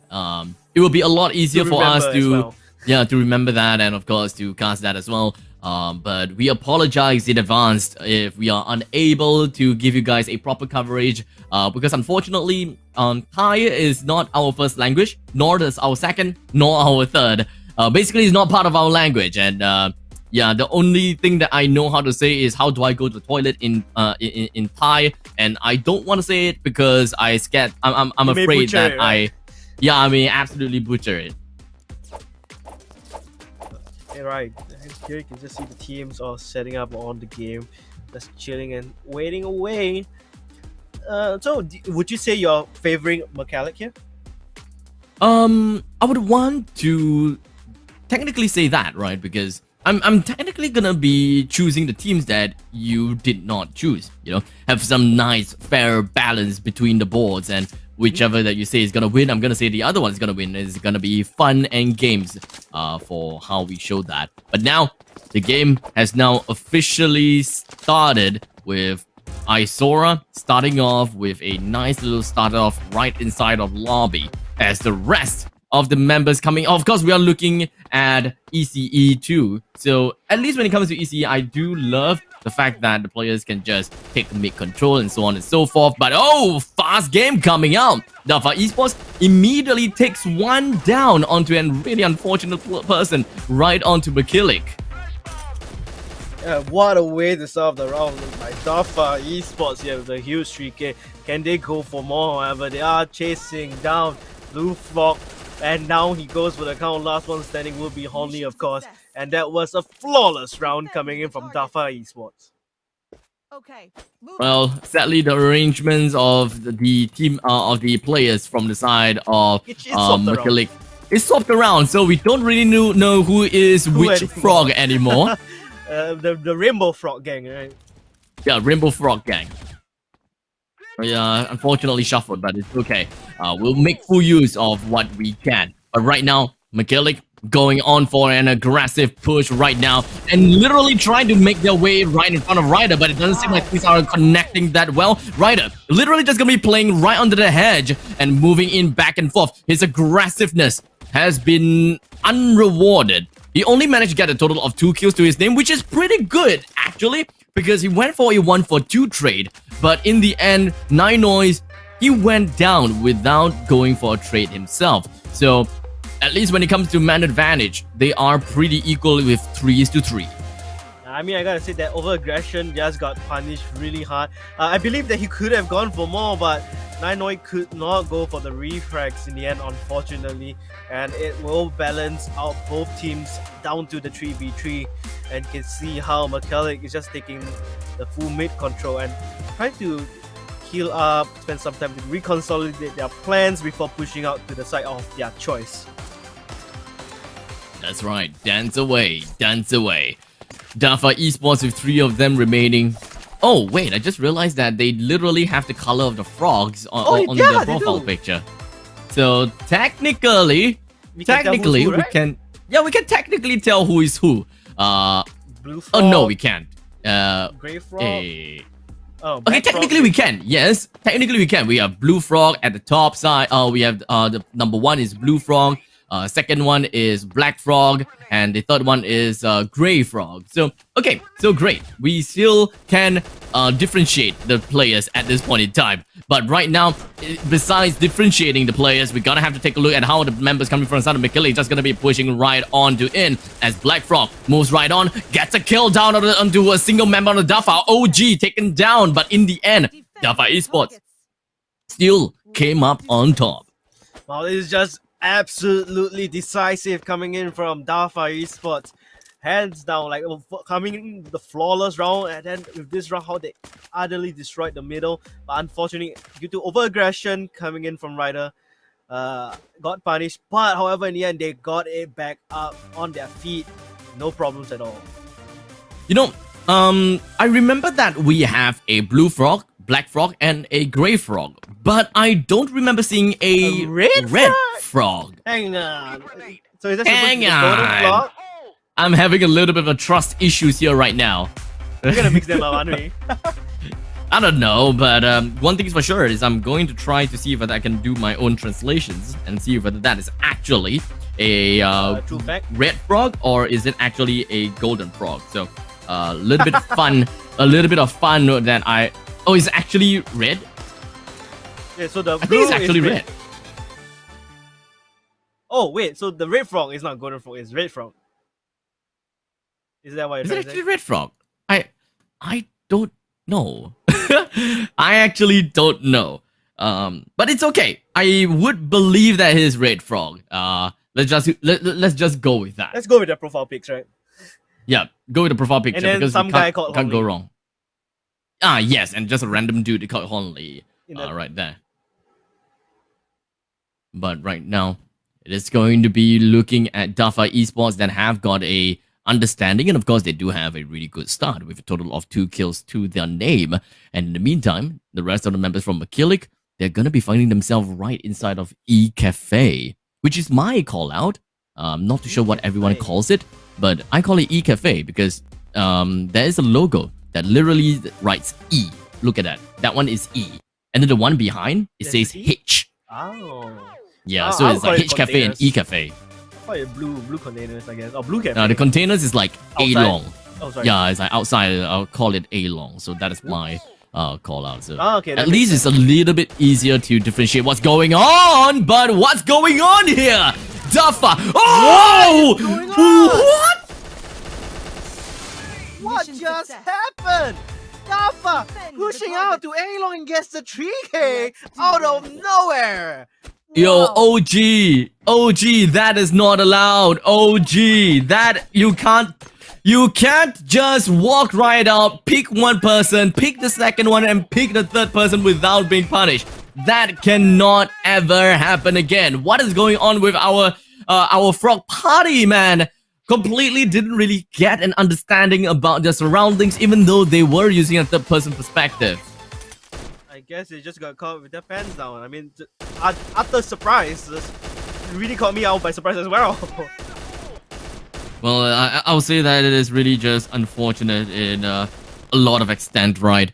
But now things are starting to turn around quite a lot. Dafa Esports have 3 person taken down, but the equalizing factor is coming in real soon. Frogs are slowly going down, and blue, black, and gray frog are dead. Red frog left remains, and now it is going to be the power of Honley that tries to equalize the score factor. It doesn't seem like things are going to be working out very well for him, and Red frog is the one that manages to get the final point for his team. And we are now gonna go for a switch with the fellow froggies, moving on to the SLC, while... Oh, sorry. The frogs are now going on to the CSG. Yes, while Dafa Esports is moving on to the SLC. Man, that dance of death going on in the lobby, that was insane. Back and forth, left and right, non-stop. And wow, Dafa almost got it home. Almost clutched it out entirely. Well, a lot of grenades being tossed right there. They're trying to go for the zoning potential. I'm not too sure how effective that will be, but MERKEYLIC They're holding down their grounds quite a lot. Not a lot of smoke is popped. Playing right around the hedge right now. Dafa is not too willing to just push right in. You can see the blue frog just hiding around the corner, being able to pick out Gets Rider down for the comeback. OG will be there, good for the refrag. Going down for the second, perhaps can catch him up. Yes, his teammate will catch him out in the end. Gonna push out from the lobby, catches his right, and now what? He's getting wrapped around from the sideline. But hell, OG decides to turn things around for his own. Gets that 3K. No! OG! OG! OG! OG! OG! Wow, this guy is popping off. A total of 7 kills to his name. And he even clutched out a 1 versus 3 with a sliver of health, while Honley had a full bag of treats onto himself. How exactly did he manage to do that? Headshots, headshots, and headshots. That's all I can say. Yeah, just popping off. So, Dafa Esports now, they are on match point.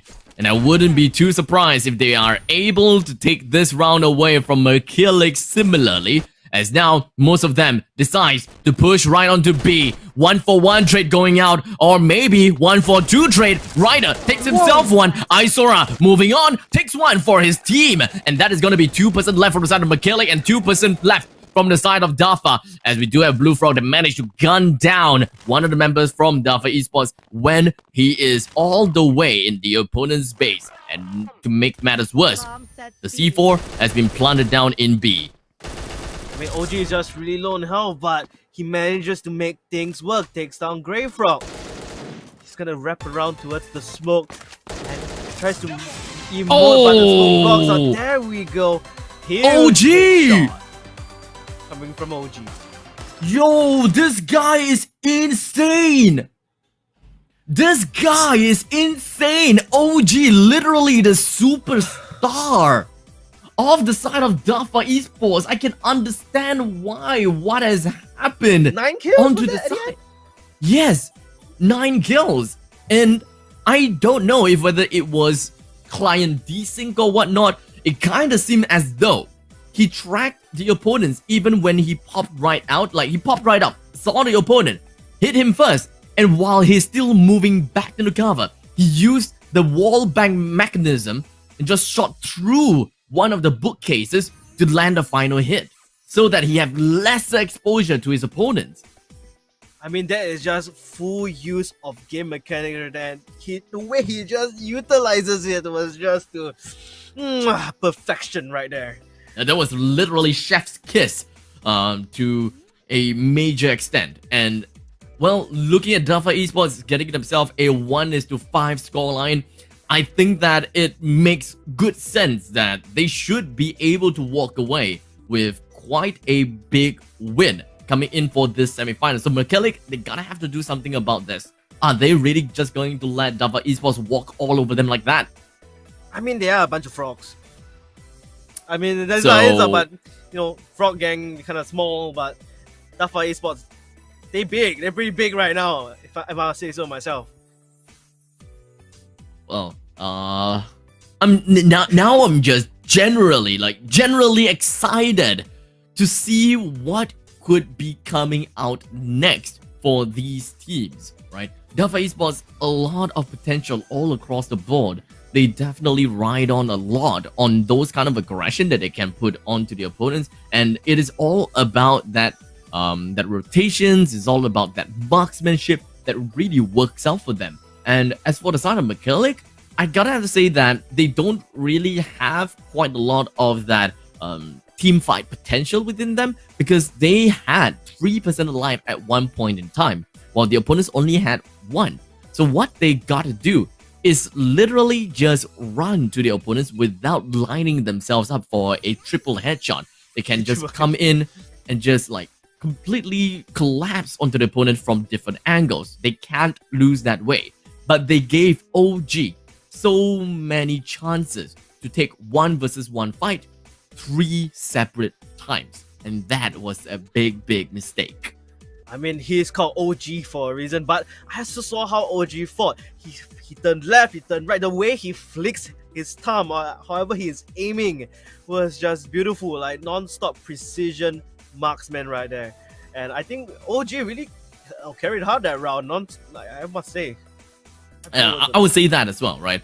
I believe it wasn't just. It wasn't just I OG, believe, right? Yeah, it was definitely not just OG, but he played a very big role in their win, right? All in all, so I just gotta have to throw quite a lot of the fact that Dafa Esports is absolutely amazing, and I wouldn't be surprised if they were to go on to the grand finals. And I believe that production just said something about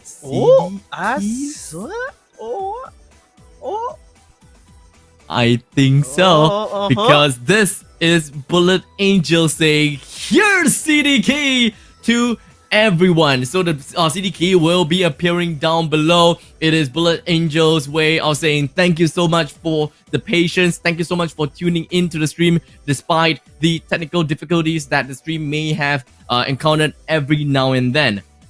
So thank you so much for tuning in, all 142 of you guys on Facebook, and for YouTube, all a good amount of you guys, right? Quite a good amount, and all of you guys watching from the game clients too. So make sure you guys copy that out, as Twilights have already posted that on the Facebook chat. Copy that and paste it within the game clients. You know what? I'm gonna help you guys out there while you key in that on your app. I'm gonna say it for you. BACS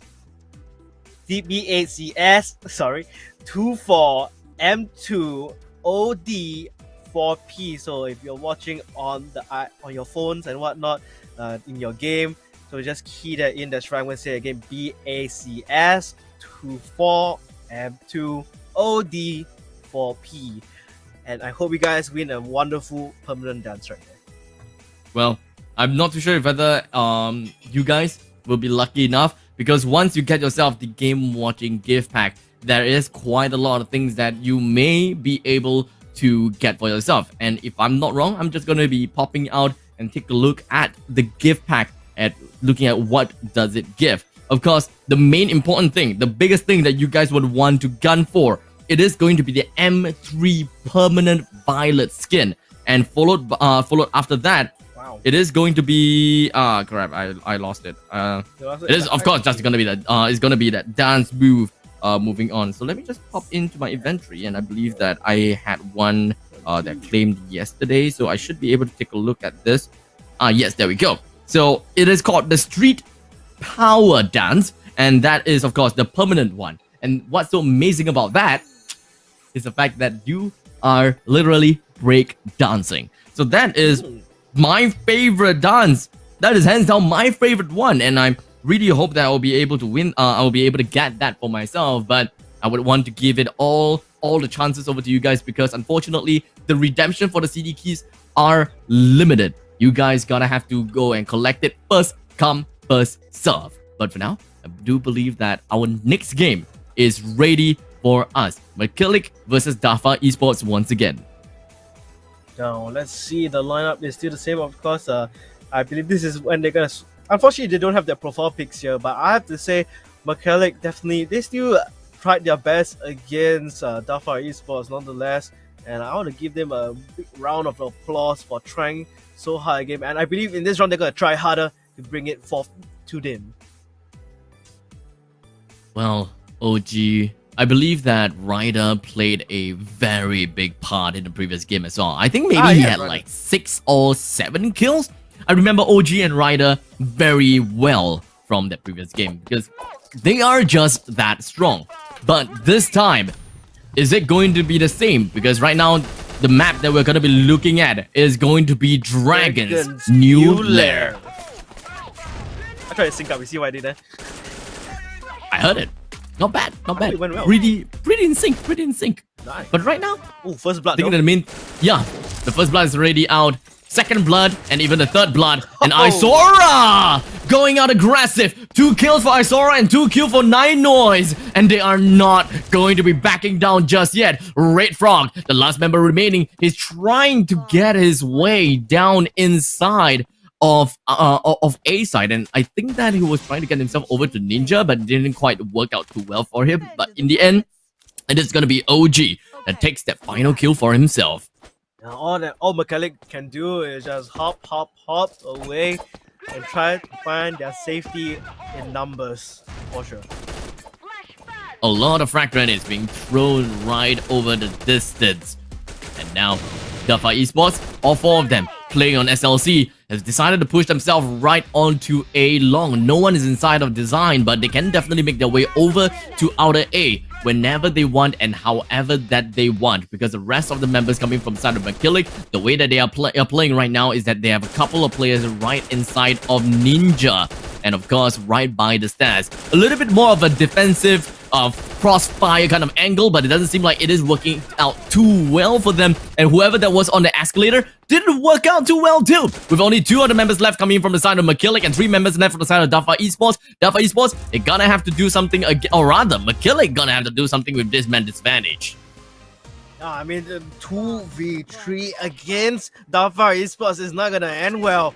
Better huddle up and try and take this fight in number. And right as I say that, looks like Mr. Black Frog will get kills of his own, but he will be the last one standing on this 1v2. Can just see how low Asora is tagged down to 3 HP. Oh, Black Frog goes for the white pick here, but gets shot down. Defend the targets. Well, 2 rounds in the bag by Dafa Esports already. Very convincing game right off the bat. And the biggest question is whether they can keep up this aggression all across the board, because they are playing on SLC, and technically SLC is a tougher place to play because you gotta have to be the one that makes the move first, and it's not gonna be the easiest thing to do. But right now, Isora Ryder gets himself a kill both for themselves, and the C4 plundered down in B as well. There we go, Holy tried to go and make refrags happen.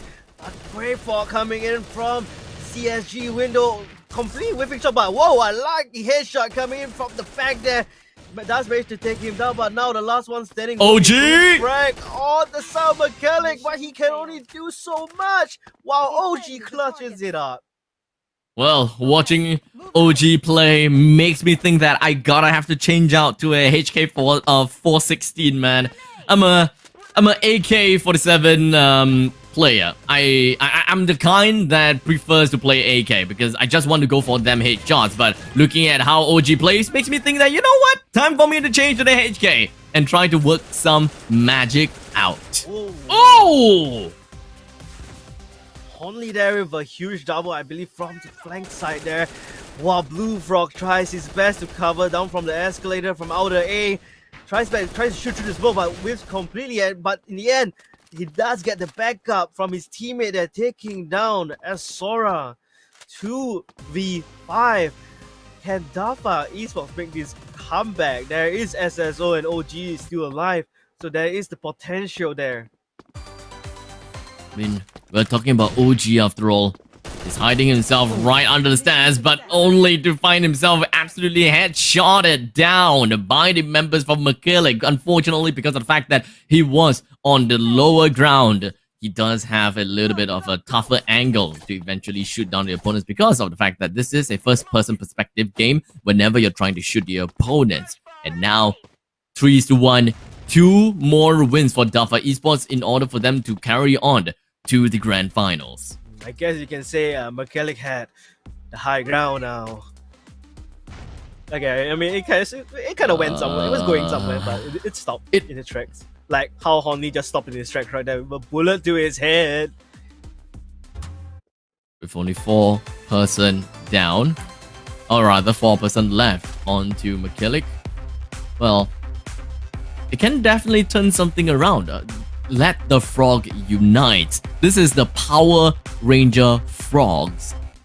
Technically, yeah. I mean, I don't think there was a Grey Ranger, but there was definitely the rest of the Rangers there. I mean, frogs, once they unite as one, I don't think they can be stopped. I mean, the humans out of the picture, right? That's Honly. But now we have the blue frog, the black frog, the grey frog, and the red frog. What do you think, Abstract? Typically, gray is not exactly the color of a Power Ranger, but we can see black, red, and blue being one of the Power Rangers. But you know what? They can only be a Power Rangers if they effectively win this round against Dafa Esports, especially since the odds are against them. You can tell just by the change, the switch of sides shows how aggressive Dafa Esports were when they were on the SLCs. Now that MERKEYLIC is on SLC, they just couldn't make a move. They don't know how to handle an attack against Dafa Esports. And I can understand why. It's really not that easy after all. Yeah, I mean, Dafa Esports just made it look so easy, right? I don't know why, but MERKEYLIC, they did manage to break their way right onto B. Oh, not really onto B, but they managed to break their way over to mid and trying to get their way down over to tunnels. MERKEYLIC, they managed to get one. So they did manage to tally out the score line into a 4-4. And Dafa losing one man. That is going to be an impressive kill coming in from the side of MERKEYLIC. Now that it is 4 versus 3, they have the man advantage. And it does seem like they may actually be the Power Rangers after all. Yeah, I mean, I love how they just took full advantage of it, wrapped around, hit towards tunnel, and went towards A instead of just, trying to push in a very tough lock, right? There is B side. And just like that, they have the bomb flooded. They still have 3 men up and alive. Ryder will be the last one standing with only 25 HP. He will be coming up from the escalator. He will be able to use the third person to spot around, but the grenade toss comes in hot, decks him down to 4 HP. Good thing it does heal him up with that emote. Just like that. I think it's just very, very impressive now coming from MERKEYLIC. Yeah. They did manage to take so many pot shots over to Dafa Esports to the point that they didn't even realize that they are losing in all of those duels. And I believe that the confidence is starting to grow onto them to think that they can win duels no matter what. But hey, MERKEYLIC is a team that have made their way single-handedly over to the semifinals. Although MERKEYLIC did, however, lost in a very convincing manner, that doesn't mean that they are out of the game just yet. A good amount of respect should be thrown over to MERKEYLIC, and we should be looking at MERKEYLIC getting themselves wins after wins if Dafa Esports becomes too complacent. Yeah, I mean, this could be MERKEYLIC's map. There is potential for that after seeing how they slowly played it out. They thought about it methodically, and they definitely executed it perfectly. It's gonna be the rest of Dafa Esports now.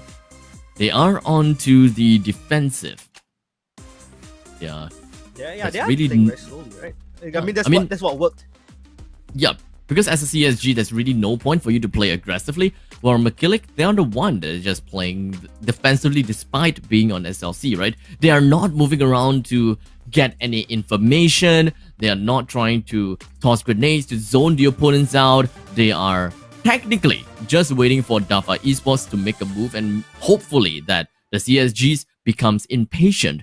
But unfortunately, what we're looking at is the semi-finals game.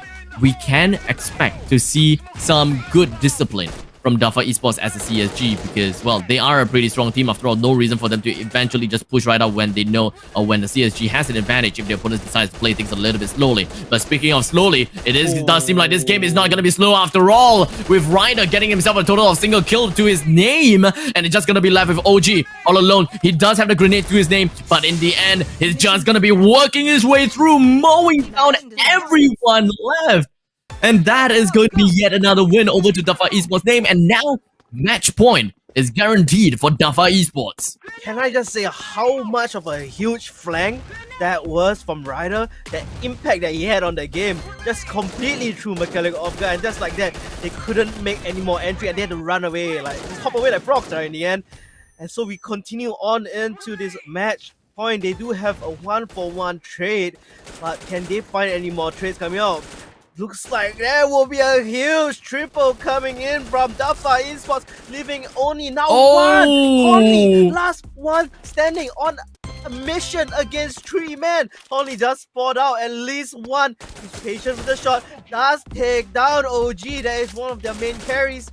And now Honly tries to make his way towards the B side now and potentially go for the plant and hold. Does have control of SLC window now. Possibly wanting to hit his way over the CSG window. Yes, he will. He's now in CSG window. This allows him to play on a rear flank. And whoever does not expect that, they're gonna be receiving quite a lot of lead onto their back as he slowly moves his way over to the CSG base after moving past ATMs. The rest of the members from Dafa, they have decided to put all of their eggs in a single basket right onto the escalators. And I can understand why they're doing that. They have the numbers advantage. There's no point in trying to split their forces into 1A, 1B when they can just try to go for the retake. With a 2 versus 1 advantage, there shouldn't be a chance that they will lose in that regards.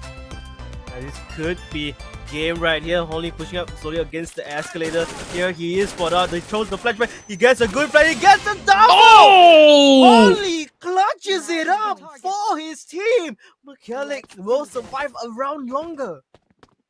That was amazing!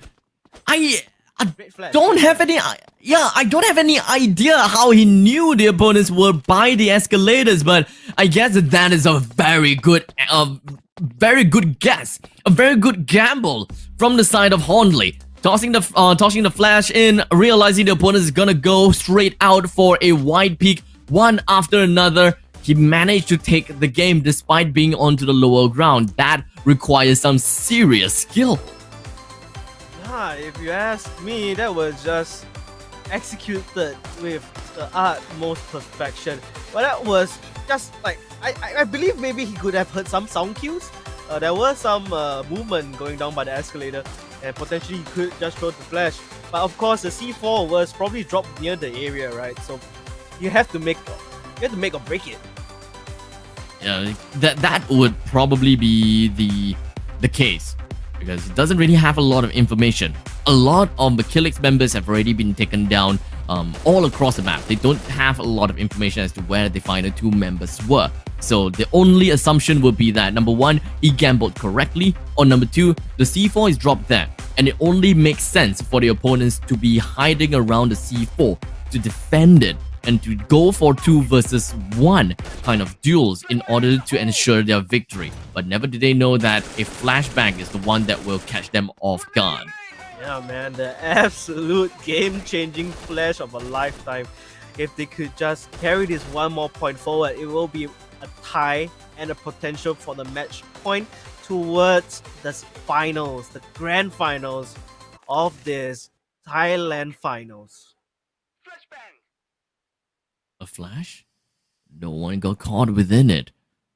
All the members from MERKEYLIC have decided to make their way over to tunnels, into stores now.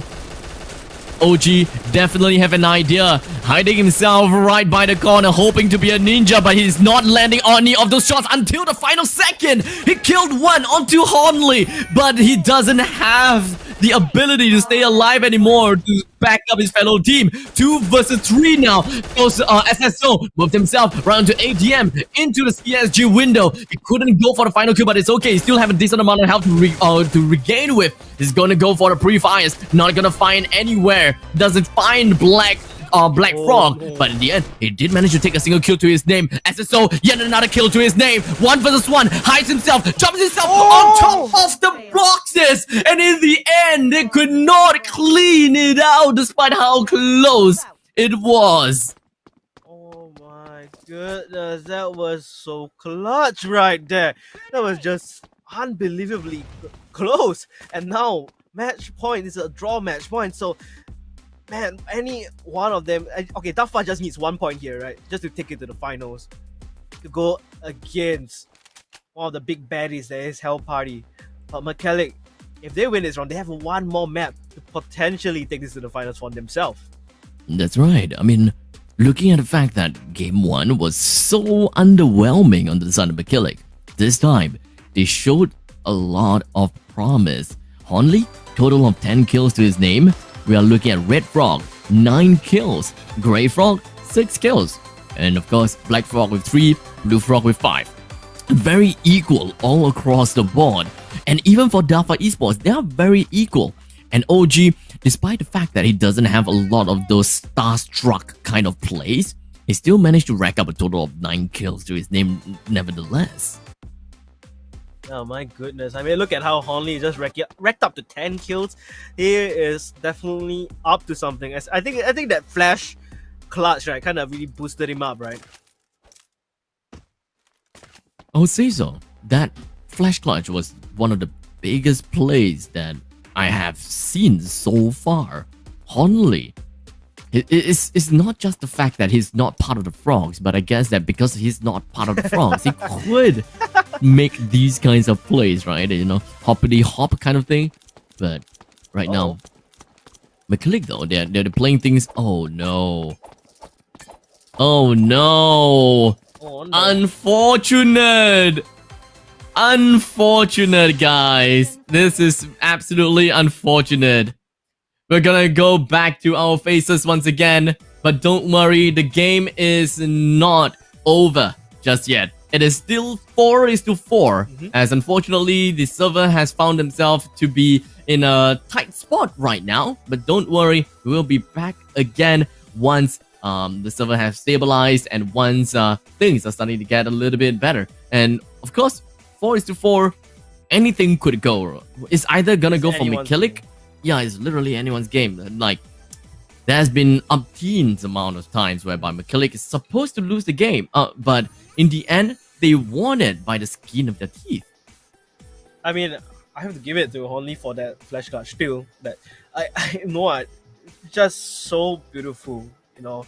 And you know what's even more beautiful than that flash clutch is that thing that you're gonna see at the bottom right. You know what that thing is? That's a CD key! The CD key appears once again, guys. This is the same CD key for that we have just flashed out before the start of the series. Was it? No. Yeah. In the middle of the series, right? In the middle of the series. This is our way and Bullet Angel's way of saying thank you so much for your patience and well, pretty much the apologies for the technical difficulties that we are facing today. Hopefully, this will get you the dance move that you all have been gunning for.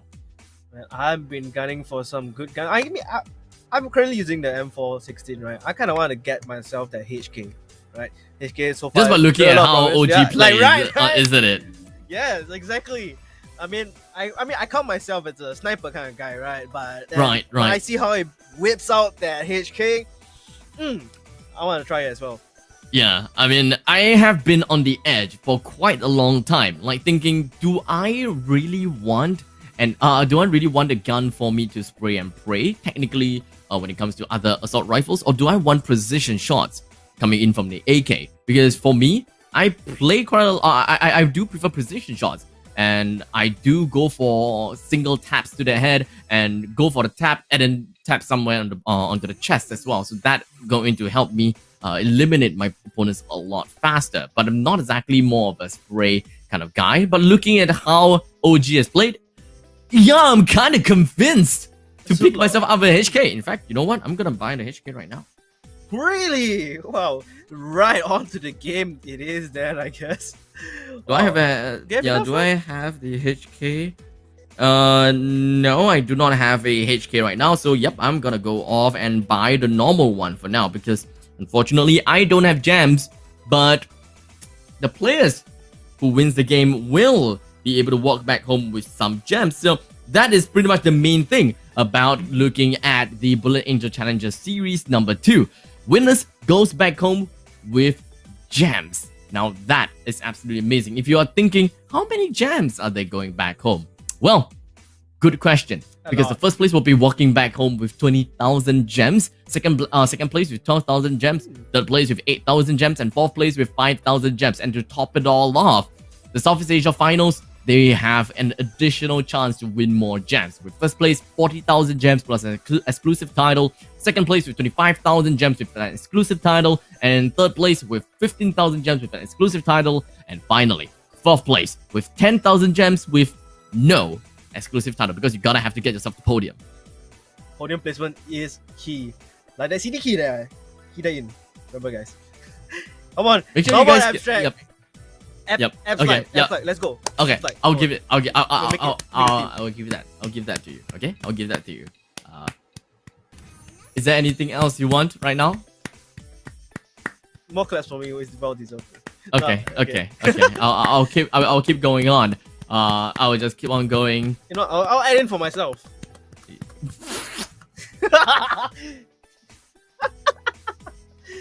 Okay, let's just. I'm speechless. I'm not gonna say Ignore me. anything else anymore. Ignore But one thing's for sure is that we have the game ready between Dafa Esports as well as MERKEYLIC. Despite the fact that MERKEYLIC has managed to win 2 rounds in a row just now, that pause, that small little break is going to take a little bit of a hit onto the momentum that they have got for winning the previous round. This aggressive push coming from MERKEYLIC is going to force a rotation over from the side of Dafa Esports, and now they have made their way and rotating over to tunnels and then over to middle. This way, A side is gonna be a lot more open, but unfortunately, it is not gonna be that easy as Ryder solo handling himself with a 3 kill. Right now, Red Frog holds it off. He did manage to take 1 for himself, but Isora went straight in for that refrag. And now Honley, the last member available, the last member which we have seen before, his amazing clutch. Will he be able to pull it off again here? Man, Dafa Esports going straight to the jugular there.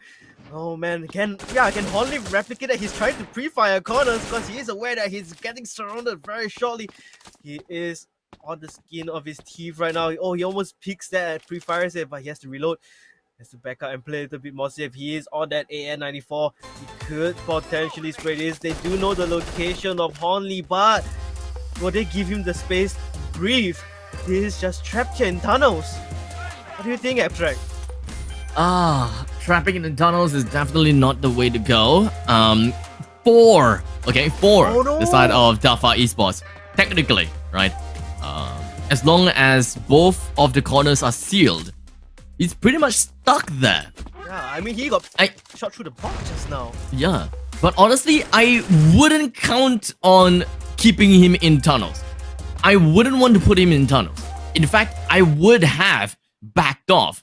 I would have went onto a side and defend from the side. All 3 members onto one side. In fact, they don't have to put 3 members on one side. One person on one side and 2 members on the other. That way, even if that one person goes down, it is still a numbers advantage when they go for the retake. I mean, he doesn't have the C4 with him. Clock is ticking down, 30 seconds left, and there is still 3 members alive for Dafa Esports. Honley has one dream, and his dream is to clutch this for his team to bring it on to a game number 3 in this semi-final Best of 3 series. Is it really gonna be the case or not? It will be the case! Dafa Esports come up on top, and that was literally a game that went down to the wire. 5-4. MERKEYLIC definitely showed us what they are capable of, despite having a sad first game. Yeah, they almost had it, and we were left on a 4-4 cliffhanger for a while as well. You had me there. You really had me there. I thought MERKEYLIC was gonna take it home at least to another game. But congratulations to Dafa Esports for making it to the finals and potentially winning that 20,000 gem for first place in this Thailand Finals. Well, that is awesome because now we can confidently announce the fact that Hell Party and Dafa Esports will be your representatives for the Thailand region, and we will be looking at them heading off to the Southeast Asia finals. And they gotta have to fight it out for the next game because 20,000 gems is now on the line. Whoever wins is going to get themselves quite a lot of bragging rights and of course quite a lot of gems. Yeah, man, I mean, 40,000 gems for that Southeast Asia Finals is no laughing matter as well as an exclusive title, wink. But other than that, I gotta give a big round of applause to Hell Party and Dafa Esports to making it this far and definitely qualifying into the grand finals. Yeah, and you can Okay, see, so sorry, you're saying? sorry. Now that we have information of Hell Party, Gacha, MERKEYLIC, and Dafa Esports, right? Let us play a little game, right? Let us go for a game of prediction on the bronze match and the final match. Who do you think is gonna win in the bronze match, and who do you think is gonna win in the finals? Pretty tough, but I think for the bronze match, I would have to go with HolyShark by Gacha. And for the finals, although I did say I really like Hell's Party logo and I would totally definitely go with them all the way, but Dafa Esports kind of convinced me otherwise. So I'll be going with Dafa Esports. Crap. Were you trying to go for Dafa Esports there? I mean, we both can choose. Right? I chose the same thing as you. Really? Like, even for the bronze and the grand finals. Wow, great minds think alike. Great minds think alike. Only the best knows the best. But honestly, I really don't know how the answer is going to be. Unfortunately, the bronze match will be played off screen. But we will let you guys know what the results is. But the bronze match is going to be played off stream, but one thing will be played on stream is going to be the grand finals, and we will of course be bringing you all that intense, amazing action right on this stream after this short little break. Don't go anywhere.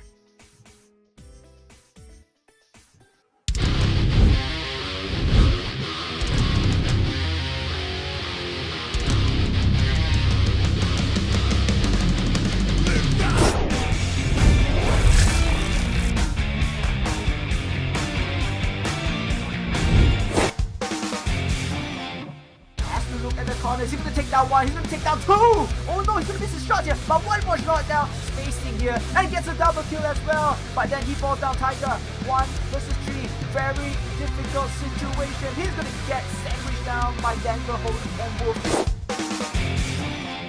He's getting all the kills right now, in the double kill from the side of the dude, GGWP to PGA. Looking at angles, takes down Wolf, and that will be the third point from the side.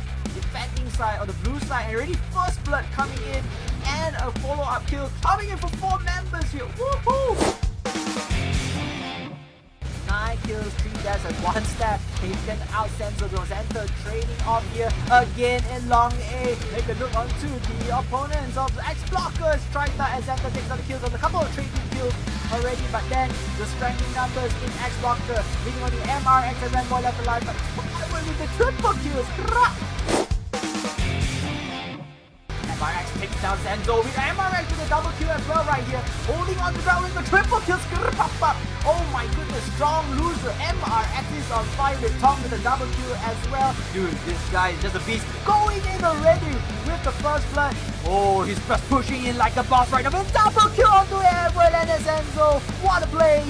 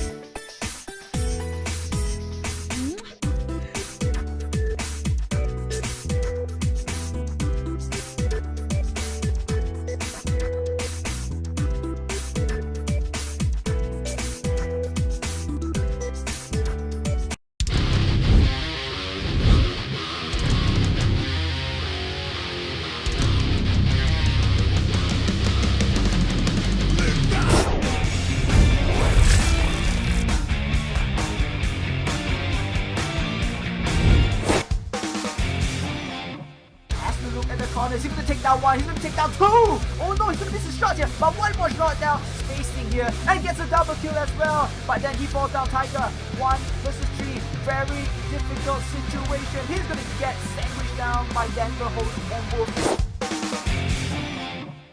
Getting all the kills right now in the double kill from the side of the dude. GGWP to PGA. Looking at angles, takes down Wolf, and that will be the third point from the side. Defending side or the blue side, and already first blood coming in, and a follow-up kill coming in for 4 members here. Woohoo! 9 kills, 3 deaths, and 1 stab. Taken out Senzo Rosenta trading off here again in long A. Take a look onto the opponents of the X-Blockers. Trita and Zenta takes out the kills on a couple of trading kills already, but then the striking numbers in X-Blocker, leaving on the MRX and Ramboy left alive, but what will be the triple kills? MRX takes down Senzo with MRX with a double kill as well right here. Holding on to ground with the triple kills. Oh my goodness, strong loser. MRX is on fire with Tom with a double kill as well. Dude, this guy is just a beast. Going in already with the first blood. Oh, he's just pushing in like a boss right now with double kill onto Airwell and Senzo. What a play!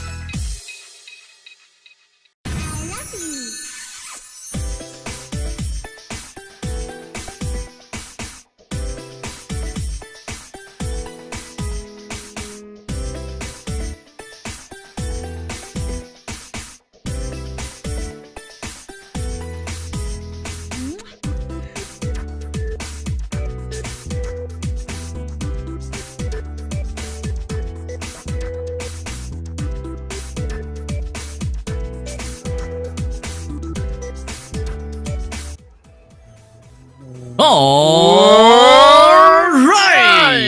You are a little bit off. You're a little bit off. But You came a bit late also. yeah, I was like, but looking at good you enough. like, when? It was good enough. I'll still give it over to you. Alright? So always ladies and tomorrow. gentlemen, welcome to Bullet Angel Challenger Series number 2. Of course, we're going to be looking at the Thailand Finals, and to make matters even more exciting is that this time we're going to be looking at the Grand Finals of the Thailand Finals itself, because now we have some amazing plays coming in, or rather amazing teams that will be fighting against each other.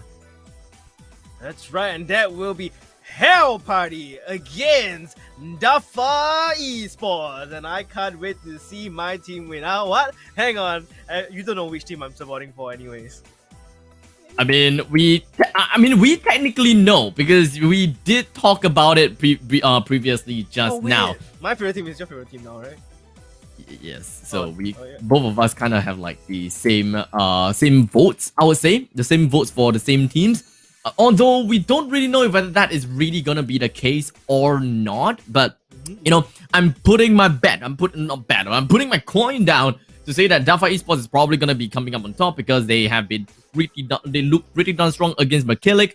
But if it's fighting against Hell Party, I'm not really sure whether it's really gonna be the case or not. But one thing that I am very sure of, you know, is gonna be the fact that we are gonna be giving you guys another CD key. That is right, it's gonna be appearing down below. This is a newer CD key. So this is completely different from all of the other CD keys that we have given before. This is a new one. So it is time for you to get yourself online in game. Okay, wait. In game to, of course, get yourself that CD key. And of course, the most important thing is that you would want to gun for the permanent M13 shotgun, or perhaps even for the street style dance, which gives you +4 health every time, or rather every second that you keep it on. I mean, that extra health regen every 3 seconds is an additional 3 HP from the standard dance, right? So that is definitely something that can help you clutch up your games. And if you don't know how to key it in, let me just show you yet again. Right on the home screen right here, you can see under events right here. Click on it. If I can click on it. There we go. And then go to your note right here. Right. And then go to your CDK right here. That's right, CDK. That's right. And key it right in. Key it in right now, guys. BACS2V5. Oh, 2V5. Is it for sharing something? 2v5. 6. I am QA. I am a QA. Okay. It would have been great if the A has been changed to a T. I am QT. Yeah, but no, that's a I am QA. Let me say it again. BACS2V5 6. I am QA. That's right. So while stocks last, like literally while stock lasts, because the CD key is limited to amount of redemption by the player. So first come, first serve. If you're a little bit too late, yeah, it's unfortunate. You're gonna have to pick it up again once we show that out to you. Are we gonna show you guys again another one at the end of the series? I highly doubt so. But I maybe. can hope so. We can all hope and we can presume. So if you want to find out if whether you are gonna get another CD key again at the end of this series, you're gonna have to keep watching throughout the entirety of this Thailand Grand Finals to find out who is the one that will come up on top. Is it Hell's Party or is it gonna be Dafa Esports? And you may also find out if whether you're gonna get a CD key or not. I mean, okay, you know what? I may be double backing on myself, and you know, I'm always supporting the underdog, but this time I wasn't. But this time, right, let's go back to Hell Party. They were my original team at the start, so you know what? You can have your Dafa Esports, I can have my Hell Party, and that's how it goes. All right. Yep, this is the Thailand Finals. Sounds good. So we shall keep that in mind, and the loser will then have to do 50 push-ups. All right, I'll do it right here. I'll do it live. Please don't, because I can't do that. I can't do 50 push-ups anymore. Don't worry, say I can do up to, I think, what, maybe 30, 40 before my arms give out. I don't think I can even do 20 anymore, even at this point in time. It hasn't been, it has been way too long since I've last worked out. But speaking of work out, there is one thing that has been working out, and that is, of course, the teams that have made themselves all the way to the grand finals. And what does this mean? That means that they have secured themselves a slot in the Southeast Asia finals, where they will fight it out against other top 2 teams of their regions. And of course, the first place will walk back home with 40,000 gems within the Southeast Asia finals. But for today's Thailand finals, the first place will be walking back home with 20,000 gems, which is quite a lot as well. Yeah, I mean, have you seen the prices in the game? With those weapons, like how much they cost comparing to 20k gems. That's 20k gems can get you a lot of stuff. So, Hell Party, I'm rooting for you this time, alright? Rooting on you. Hell Party or Dafa Esports? That is going to be the main question. Who's the one that will come up on top? We gotta have to guess. We gotta have to think. But you guys may, of course, please use the comment section over there.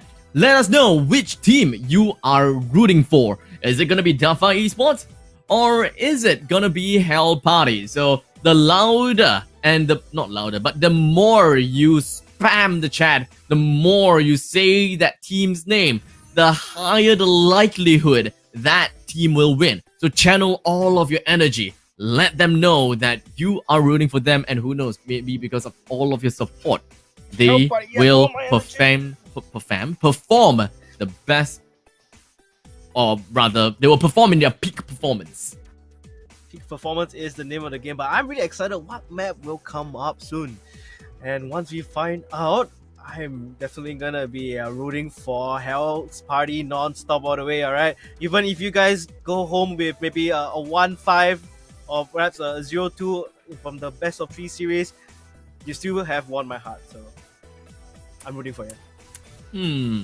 I am now thoroughly wondering who's gonna be the one. I really can't think of much, because right now, right, the main thing that I would want to say, at least when it comes to my understanding why Dafa Esports would win, is the fact that they are really strong in their SLC game, right? They played fairly aggressively, and whenever they do something, they have a right aggression. They know when to retreat. They have a really good pacing when it comes to breaking into a site. And of course, when it comes to CSG side, they have very good discipline. They know that there's really no point in them trying to pursue their enemies, even if they have got one nice headshot and they have dropped the opponents down to a sliver of health. Nothing is worth it if you just run out, not get a kill. But to make matters worse, you yourself die. And that pretty much means that the anchor of the site is gone. So honestly, I really like what Dafa Esports has been doing. But most importantly is that the way that they play SLC. That is what won me over. Alright, I mean, but have you compared against like how the games went on with Hell Party and Gacha? I mean, Gacha, you can see it's actually a pretty strong team, and you see how Hell Party reacted towards it and how they held down their ground so well, and they know when to push in as well. So what you just said could possibly translate over to like Hell Party as well. So I'm gonna copy your entire statement of what you just saying, ditto it to my Hell Party. Nice, really original. I'll give it to you. Yeah, originality at its finest. Detect sarcasm here. If not, I mean, come on. I mean, you gotta give it to Hell Party still, though. I mean, like the way I will. The way they held it. I mean, okay, we'll see in the first round, and then the first game. Then from there we'll decide who will be like slightly stronger, right? Hell Party or Dafa Esports.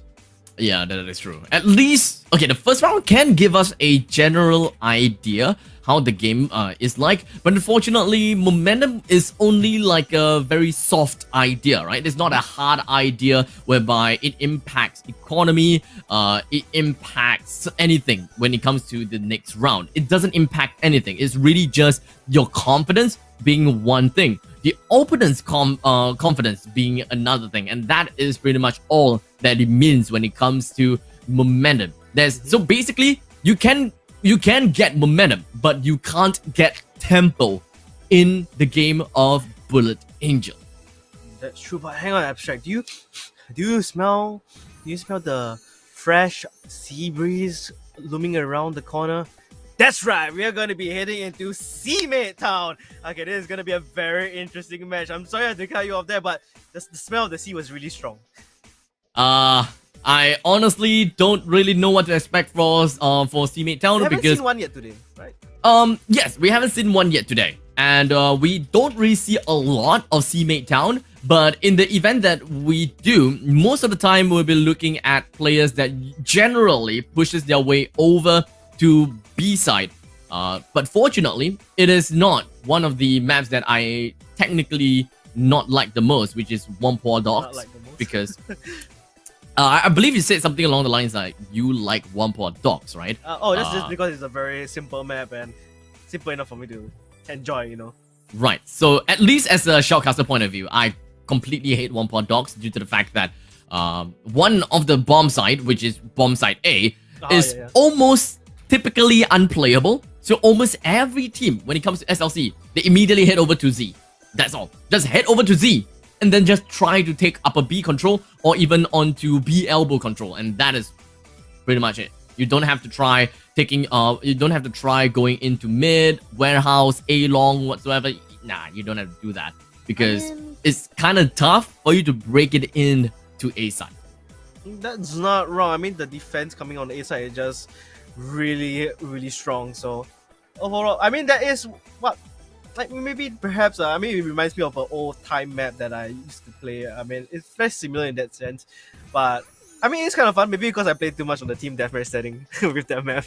I maybe suppose that's so, why. Yeah, I play a lot of team deathmatch as well. I don't really necessarily play bombs that much because honestly, It's quite hard. It's quite hard on one bulldog. I would say that because I just want to kill people. So I just want to die, revive, die, revive, die, revive.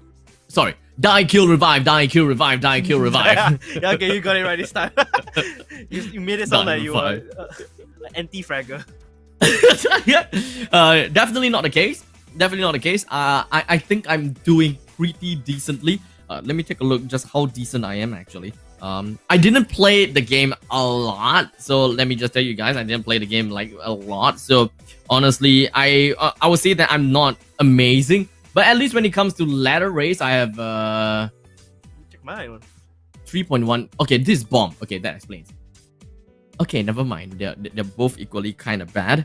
My bomb's KD is 3.1 and my TDM is like 2.3. But at least my total kills when it comes to TDM is 253 with a win ratio of 71%. So I would say it's not bad within that 14 games that I've played. Because let's be honest, it's just most of the time I just play arcade, because one of the main important things is just go for arcade, go for PvE. That is one of my favorite modes, by the way, going for PvE. But there are times, yeah, PvE is fun. So most of the time I play the arcade mode and not necessarily the ladder race. I'm not someone who plays very competitively, so there's really not much point with me to play ladder race every now and then. I mean, I've been just spamming the normal mode, you know, just having fun, the competitive, right? I mean, I have a solid win rate of 100%. I mean, I'm still quite new to the game, but I mean, I've been... You're fighting bots. No, I'm You're fighting not. bots. No, that's a lie. I have a KD of 5.4. Talk to the hand, please. Sounds like bots. Keep going. I use tactics. Yep. I actually emote around corners to check and then pre-fire. Alright? That's what I do. Okay. I absolutely, completely, wholeheartedly believe you, Mr. Twilights with grey hair. Out of nowhere, the grey hair. I sound like that annoying best friend that you always have that just never believes in you. What does that mean? But you do know what I believe in? The CDK at the bottom. No, that's bad. That's bad. Okay, I was going somewhere. Yeah, I'll give you a chance again to try to catch me completely off guard. But that will come. All right, okay, that will come later. You know what I believe in? What? Exactly.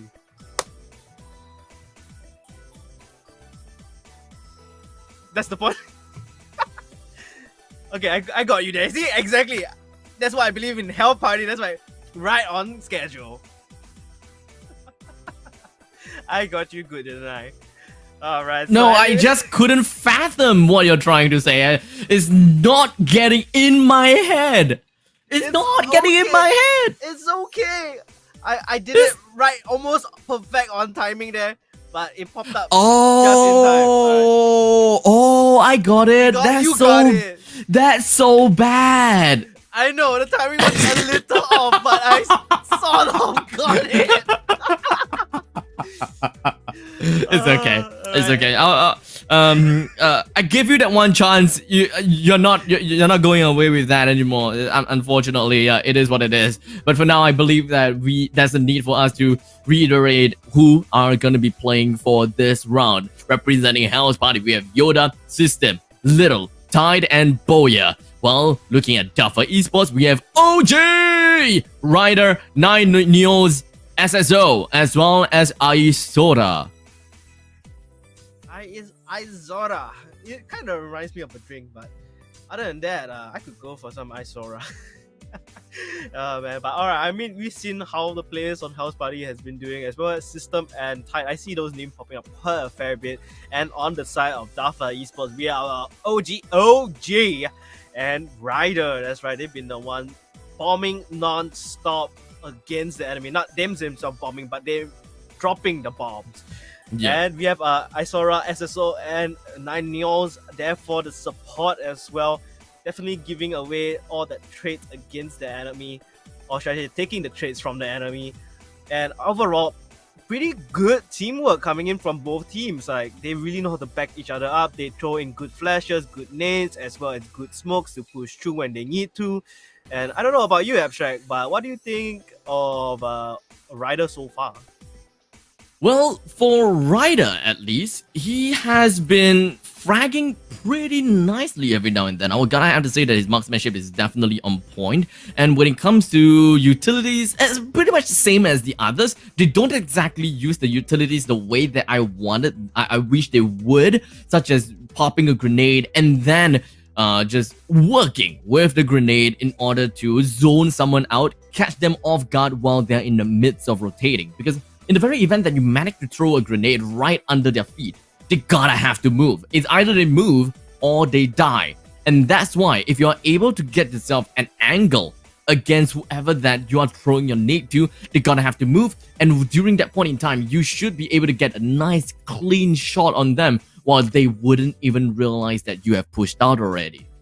That is true, but that is if you have the element of surprise. I believe Hell Party has actually been doing this. Like, I mean, you saw that double nade coming in from, I believe, Little as well as Tide, right? Where they got beautiful Little and 3K. Tide.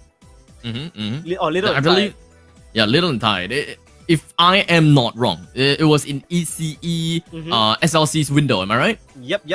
Yep. That's definitely that was what caught me by surprise. So if they can do this against Dafa Esports again, it's definitely gonna be a heck of a show to watch, or should I say, hell of a show to watch. Yeah. Okay, I'll give you that. Not bad. It is actually not bad. Okay, I'll give it that. I'll give that to you. But for now, let us introduce to you guys the teams coming in from the side of Hell Party as well as Dafa Esports and what's going on here. Dafa Esports. They are going to be the one that is onto the SLC, while Hell Party will be playing onto the CSG. So, CSG side, I think that we are is not something that we will find to be quite a concern. Oh, Ryder gets himself the first kill onto Boya. Definitely not the best way for Hell Party to start the game, with one person being knocked down. Ryder continues to get a move on, and they should be able to get an easy round off of the opponents if they manage to successfully capture side A. Oh, right, you say that. Look at that.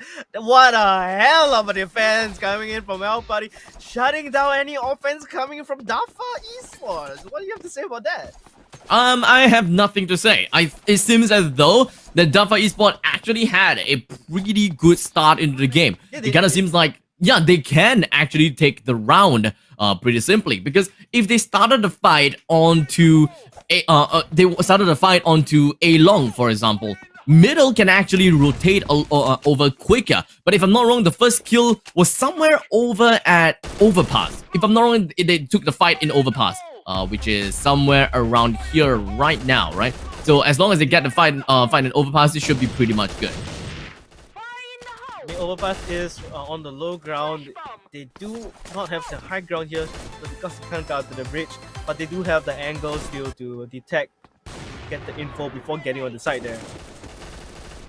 And just like that, doesn't seem like things are working very well for Dafa Esports. Hell Party is just raining lead down on the Dafa.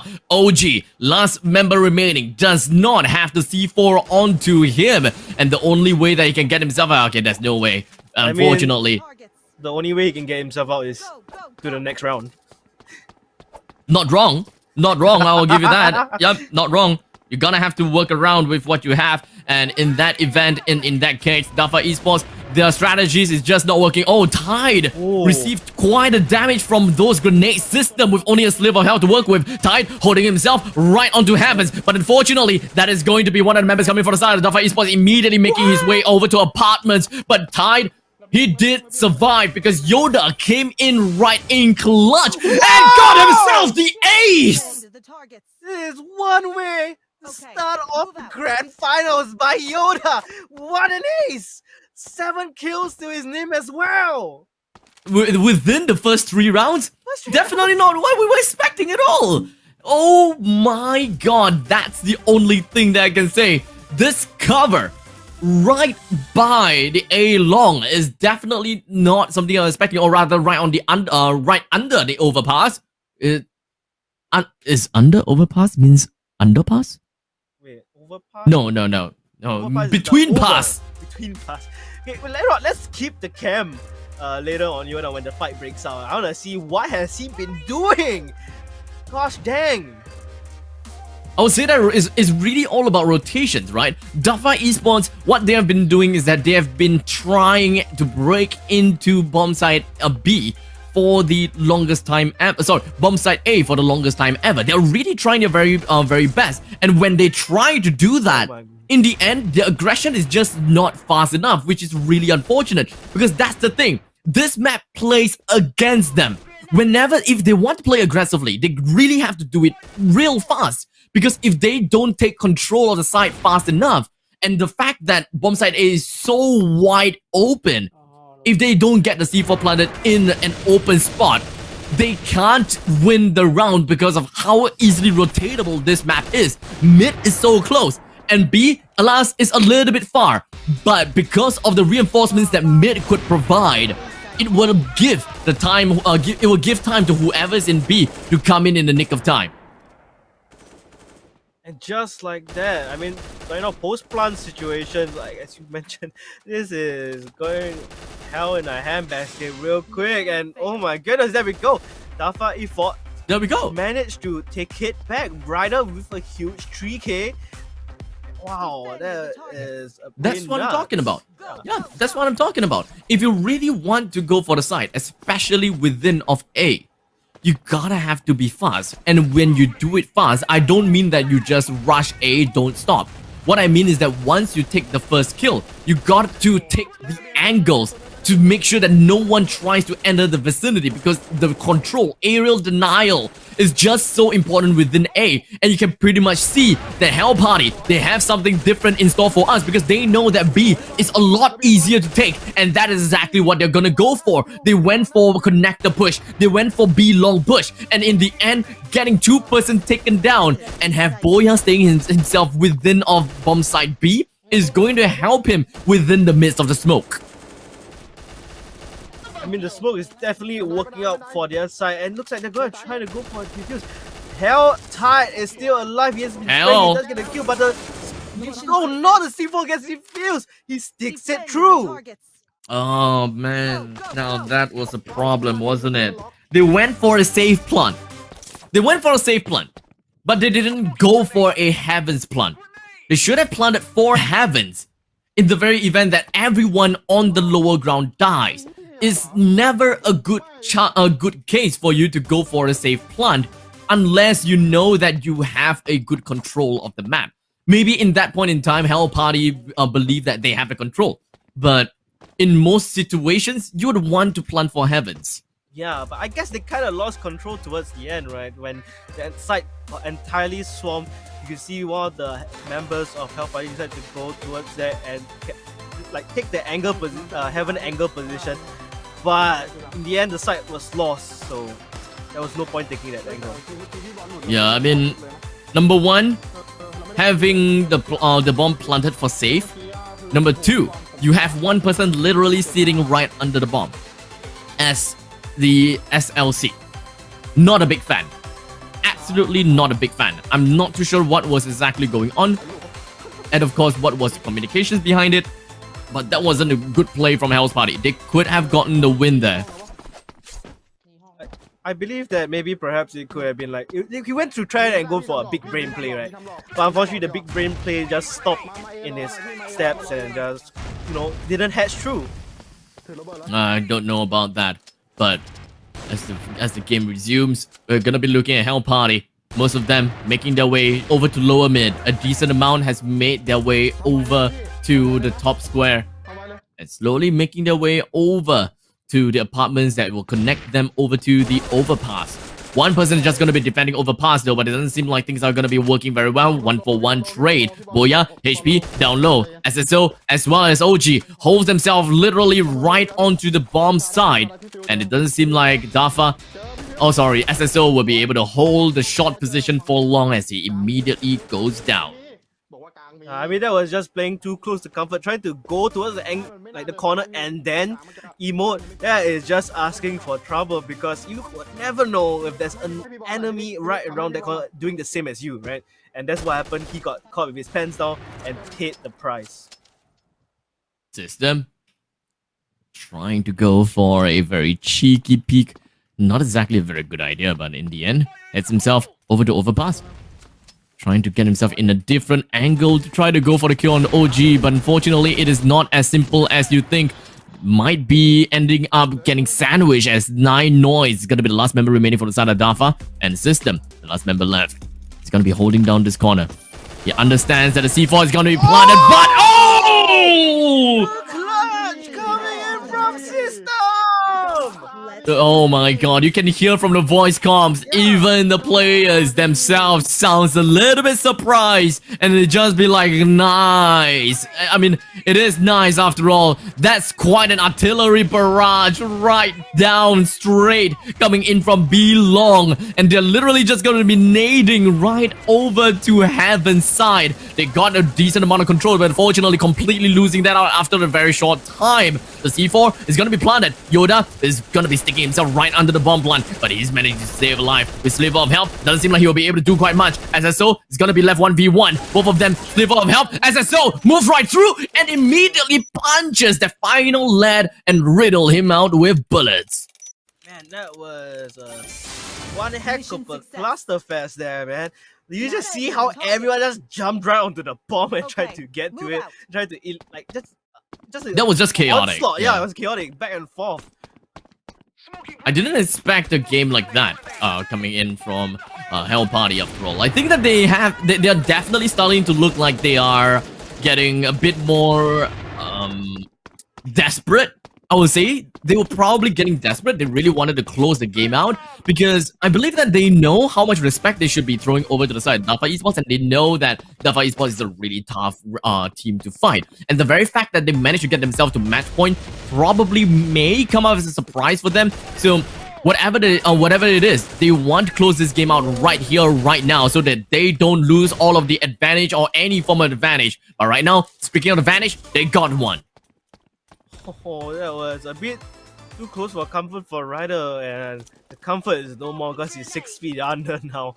He should not have just ran past the overpass like that, because he really paid for his life in that. So overall now we are down to the 4v4. There will be a kill coming in from Asora against System. This is a very close match now. It is match point for Hell Party. The fight will break loose now. Smoke does pop on the side. OG trying his best to use this potted plant on the side as cover. His best of potential.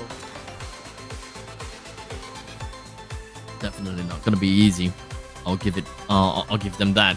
Because Hell Party, even though that they had a great start, bring Ryder down, they lost system as well. So now 4 versus 4. It's all up to Hell Party as to how they're going to initiate. But OG is not gonna make things easier as well, hiding himself right behind the shrubs. I wouldn't even call it a shrubs. He's kind of hiding behind flowers. And it doesn't seem like any of these members from the side of Hell Party would want to initiate right now. They're playing things a little bit safe. I mean, as long as Yoda is kind of protected here, like like a meat shield for him, they should be able to make their way towards, I believe, the A side, or perhaps maybe they could go for a B push. Maybe.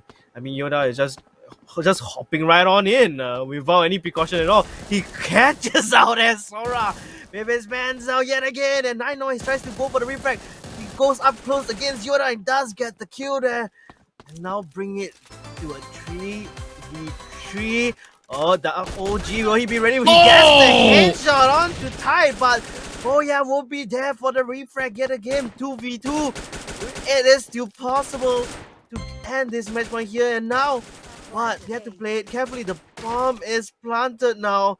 Has to play it safe with the palm tree here. Nine Noise down to 46 HP. He's trying to heal up, but the SS. Oh, wait, hang on. Coming in from the side flank. Wipes out too and goes for the bomb defuse. Mission success. Dafa Esports, even though they started losing at the early stages, once Hell Party have got the match point, and once they started to get a little bit desperate, it does seem like they're getting having a little bit of a problem when it comes to closing the game out. And I believe that it is a pretty good read coming from Dafa. They know that Hell Party would want to go for a fast push towards B. Indeed, they did. Yoda hides himself right onto Kabi, and the C4 would now be planted down as well. No, Booyah! Oh, a total of 3 kills to his name. Only left with 2 members. Make that 1 member. Booyah! 4 kills right now. Looking at Heavens, almost getting the last one, but unfortunately, it is not going to be as easy as it seems at 9 Noise. He goes straight in for a kill on the Booyah, but System finishes the rest of the members from the side of Dafa Esports off, and Hell Party got themselves the nice win for this first game of this Grand Finals Best of 3 series. Man, my hair, you can tell my hair got even messier right after that. I mean, that Quadra, there was an ace from Yoda. Oh, Hell Party was clean. Oh, they were almost cleaning house, but they kind of lost footing there. But then they steamrolled through towards the end. Man, that was that was absolutely shocking. My butt clenched. I mean, Boya almost got that ace, and I mean, if that was a double ace, it would have been beautiful. Yes, I'll say that the last round was highly attributed to Boya, right? He got a lot of those shots down. I believe that he has got great control, great transfer from one place to another, and that is just absolutely menacing that Boya is able to bring onto the board. And getting ourselves the first game down in Seamate Town in favor of Hell's Party.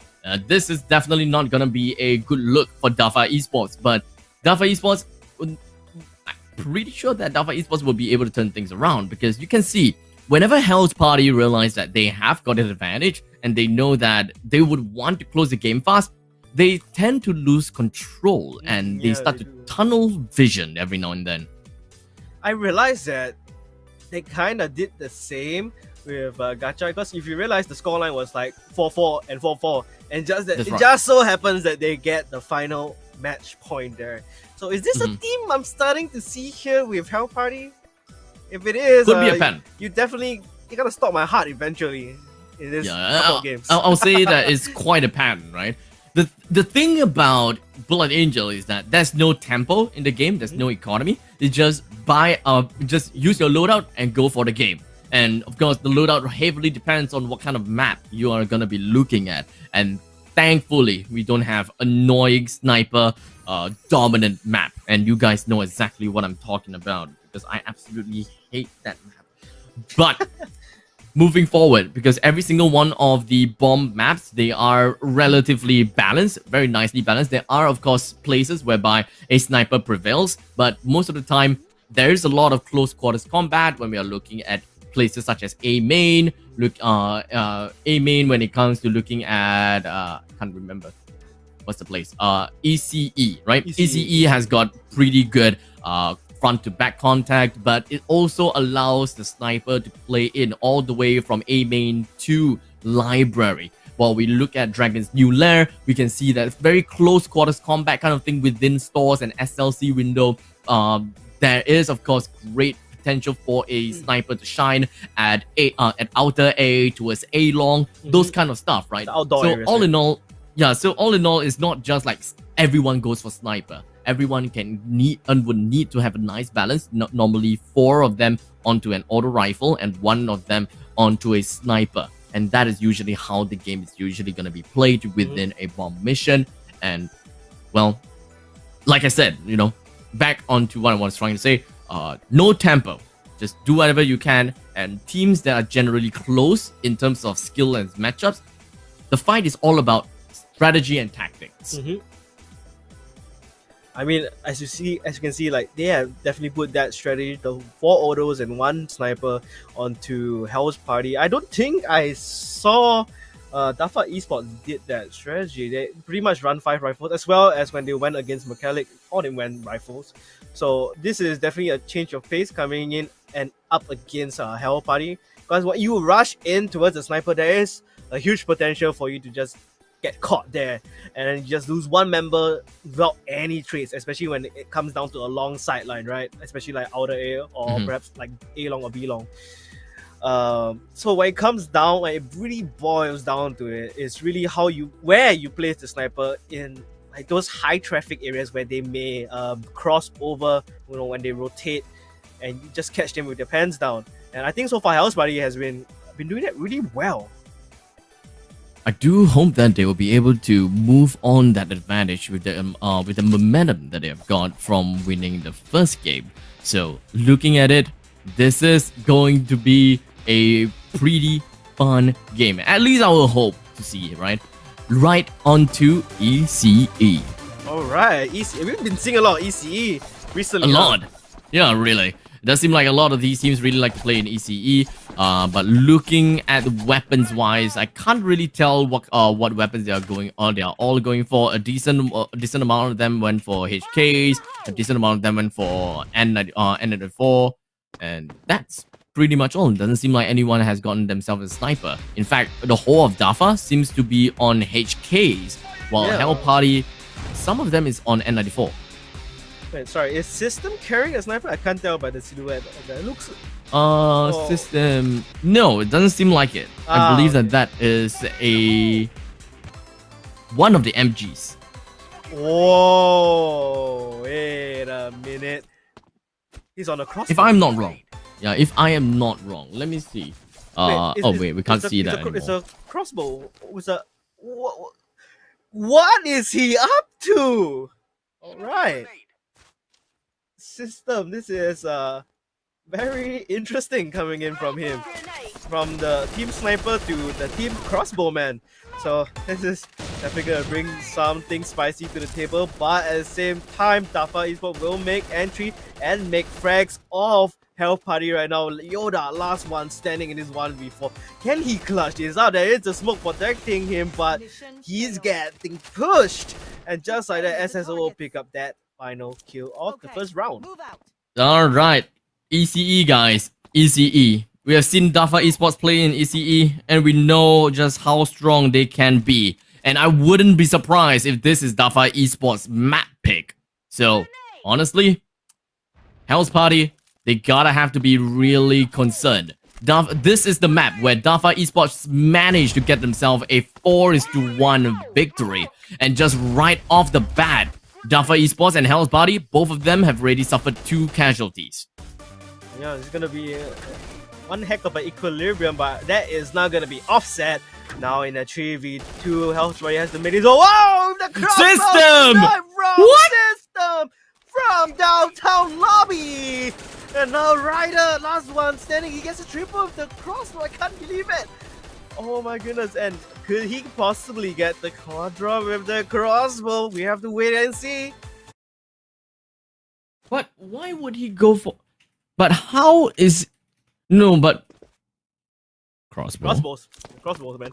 Yeah, just crossbow things, guys. Just Ryder pushes out from lobby, gets two, and System 1v1 with the crossbow.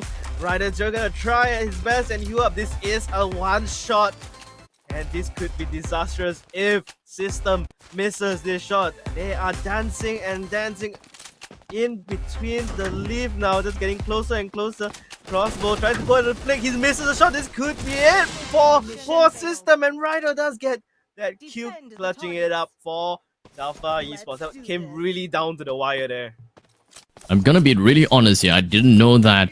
I didn't know that Blood Angel has crossbows because I have never seen a crossbow in the store ever before, and thus I guess that I'm just he has it. Not, yeah. I guess that something is amazing, but it is something. I'm not too sure how long he's gonna be keeping the crossbow for, because you can, after all, change out your loadout whenever you want, in between of the games. But Hell Party though, they are meeting themselves with a little bit of a problem dealing with Dafa Esports, especially since Dafa Esports, they are gonna be the one on SLC, and I've commended Dafa Esports SLC plays before. That is something that they should look out. ECE is, I guess, their comfort pick. Like I believe most of the maps, whenever ECE is chosen, is by Dafa Esports. Good smokes, good flash. System holding the ground with a crossbow.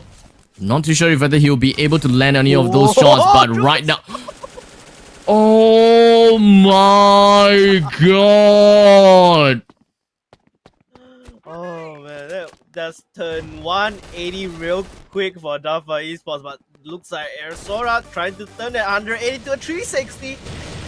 Oh, and he's gonna fall it down to the Sora! Whoa, I served the 3K! What's going on? Down to the 2v2. Hell Party. It's just one after another. Both teams are making impeccable moves all across the board.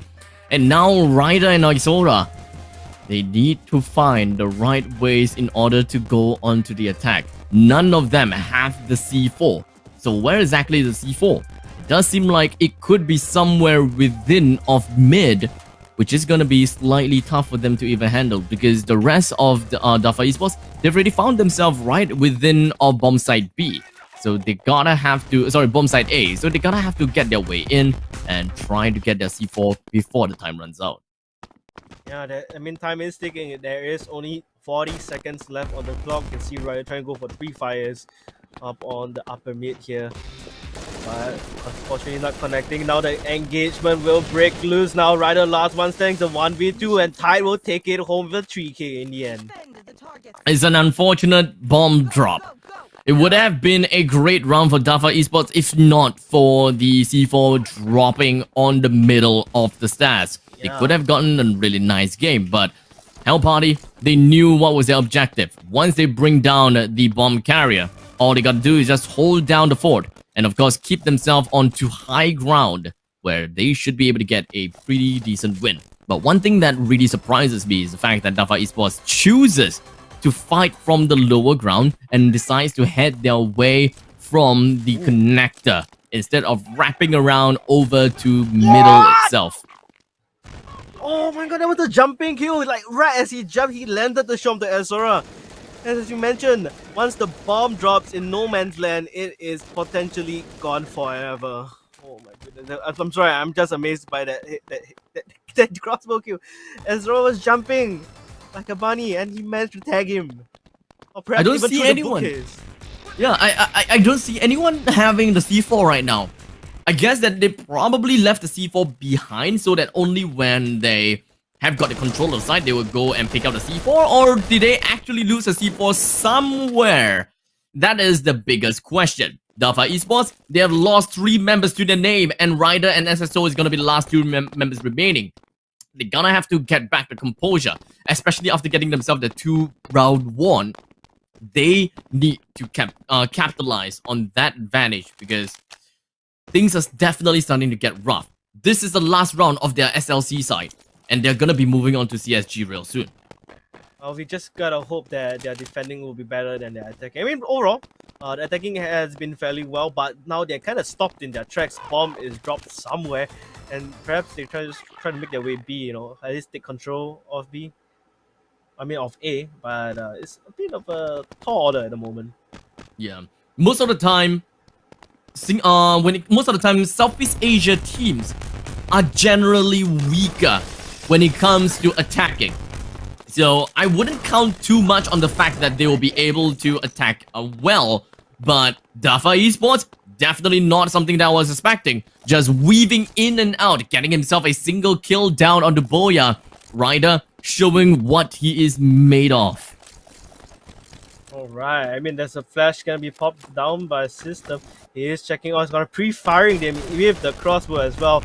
And one will go down by Yoda SS down for the count. On the side of Dafa Esports, there's only 10 seconds left on the clock, and looks like Ryder will get caught by the grenade as well as the huge spray down coming from Yoda, cleaning up the site. Bomb defuse goes in the favor of the Hell's Party, and they are going to be swapping sides over to CSG. It was a rough round, I would say. Probably, I'm not too sure if whether the rough round is for Hell's, for Hell, or is it for the other side, for Dafa, because like I said before, it's tougher to be on the SLC. It's definitely tougher to be SLC. Dafa A lot of Dafa. stuff. Dafa, yeah. So Dafa for Dafa. Sorry. Sorry, just came out. No, I found it funny.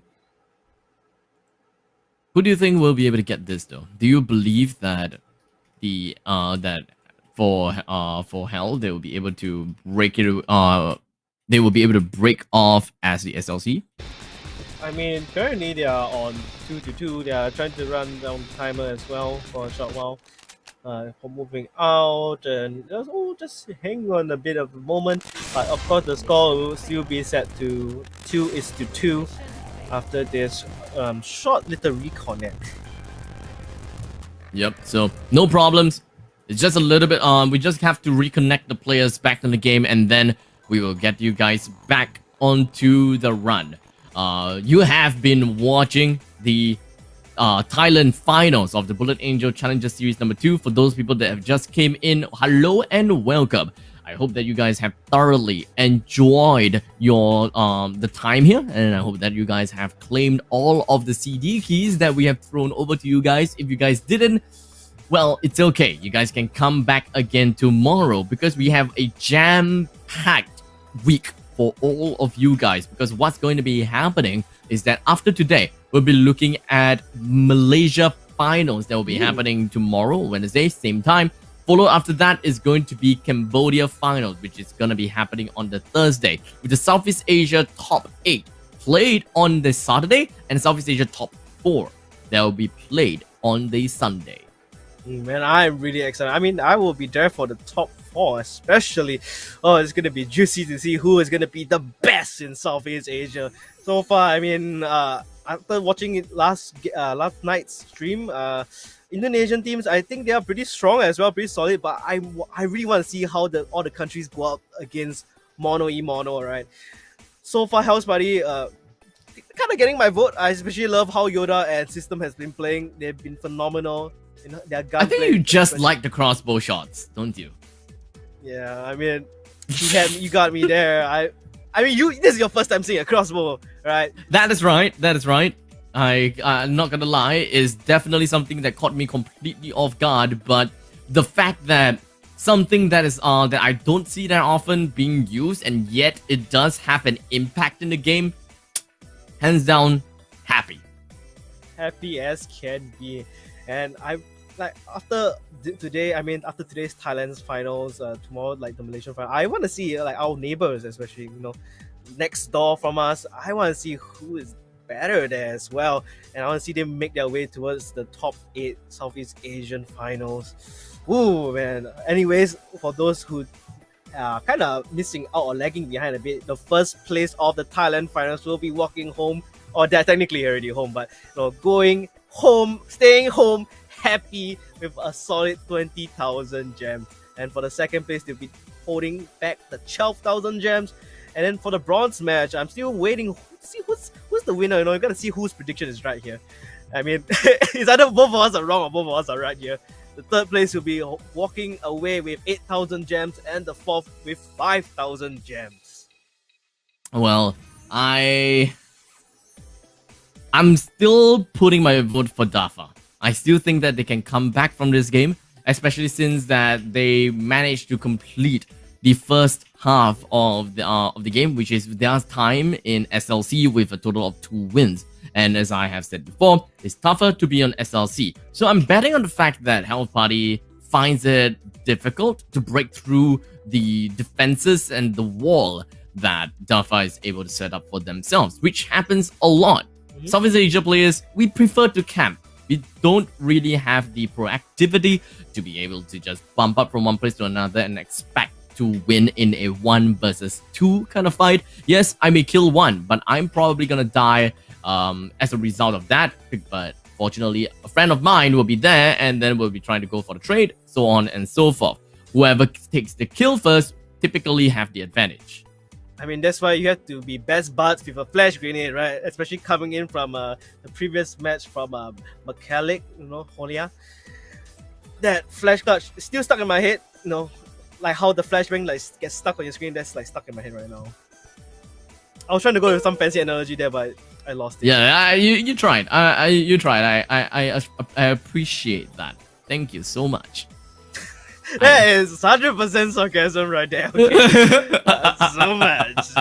Yeah. Thank you so much. But you know what? Speaking of thanking you, I gotta have to really thank all the viewers out there. No sarcasm, right?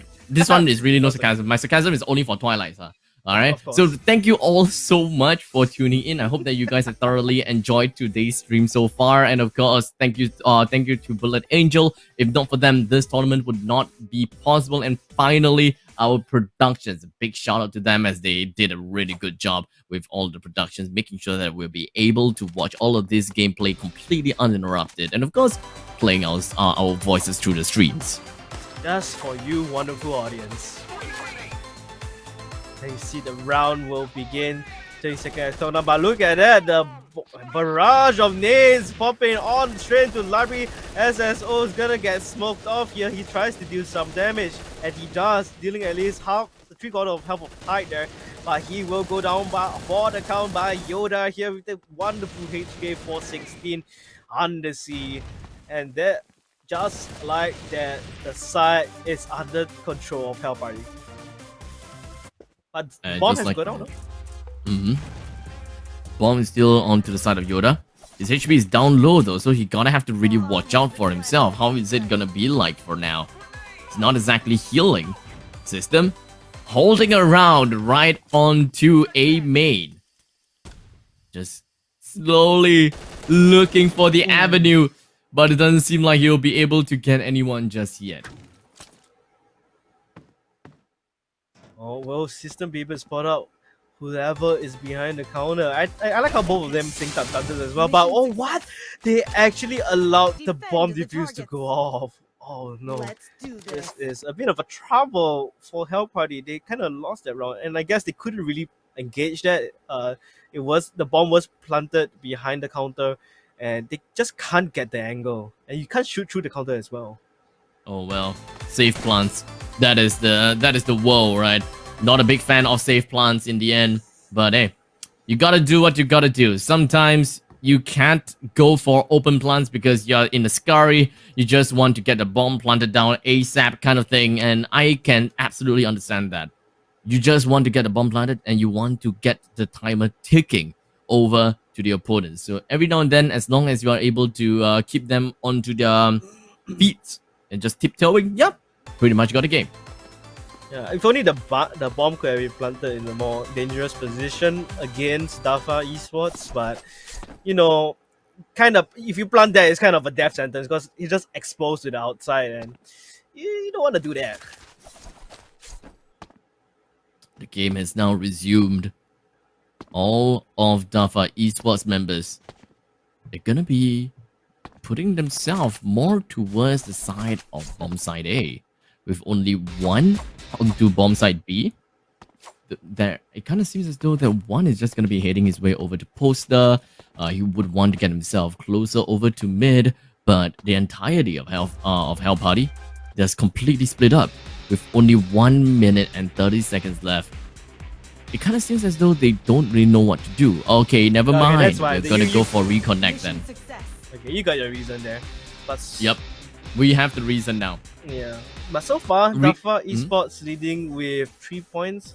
I think it's pretty solid so far. But you know how Party could still bring it up. I believe that you guys have been tuning in for quite a bit already, so I gotta have to thank you all once again for tuning in. Here's a CD key for all of you guys for staying all the way through. I'm not too sure whether this CD key is the same CD key as before, or is this a new CD key. So you gotta have to try it out, see whether it's a new one or not. It will be popped down below in a while later. Yeah, so it will be here soon, so don't worry about that. We have been given quite a lot of CD keys today. Yeah, hopefully we'll be able to. Yeah, I think Potentially around 4. 3 close. We have given 3 away yes. already. If this is the new one, that means that we'll be giving away 4 CD keys today, which is twice more than yesterday. And Wow. who knows, maybe we'll have more tomorrow. So if you really want to have more CD keys, you make sure that you give us more of your view counts. And the CD key should be out soon. There we go. Oh, okay, IMQA. 2v5. This is the same, right? So this is 2v5 IMQA. It's the same one as before. But that doesn't necessarily mean that it is over just yet. It doesn't mean that we are not giving away any more CD keys. There could be one more towards the end. We Wink, wink. could. A it bird could. flew past me and told me otherwise. Yeah. I mean, if you guys really want CD keys, you guys can follow me on Instagram and Facebook at Such Wow. Abstract. You can also follow Twilight's Twilight's here. and Twilight Sparks Yeah. with a double S. Yeah. They're Yeah. gonna sell Yes. out at this point of time. Yeah. So make sure if you guys want CD key, Follow us. come and find us. Come and find us. We let you know. Okay, no, we aren't giving you the CD key, alright? The CD key is all given by Bullet Angel themselves. We are just here to let you guys know about the presence of the CD keys. But here's something that you guys can get, right? If you guys follow us and DM us, talk to us, have some nice conversation with us, we're gonna let you know if whether there will be a CD key later or not. So this deal exclusive will only last for the next 5 minutes. Wow, exclusive deal for the next 5 minutes. Sign me. I'm gonna DM you right now and ask if there's a CD key.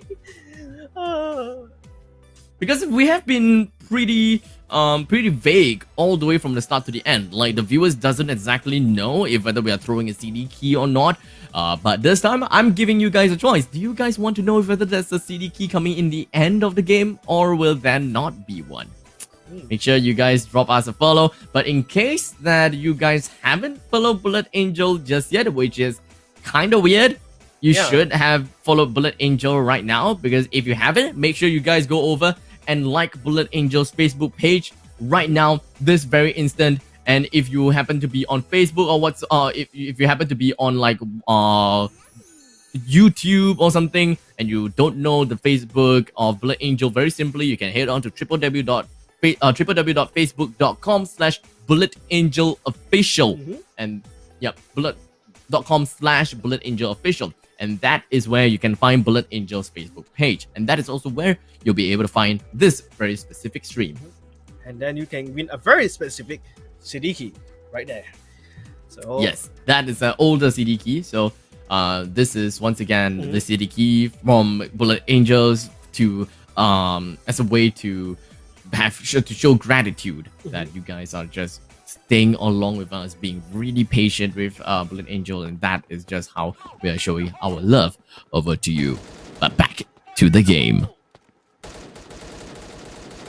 Right, back to the game indeed, Abstract, and look at that. To the game is Rider to Yoda Skull and Abstract grenade towards Thai there. Oh my goodness, and that will be a 2-for-1. Not too bad overall for the set of Dafa Esports. Hell Buddy a bit on losing end this time round for this trade. Gonna be a bit scary, Abstract.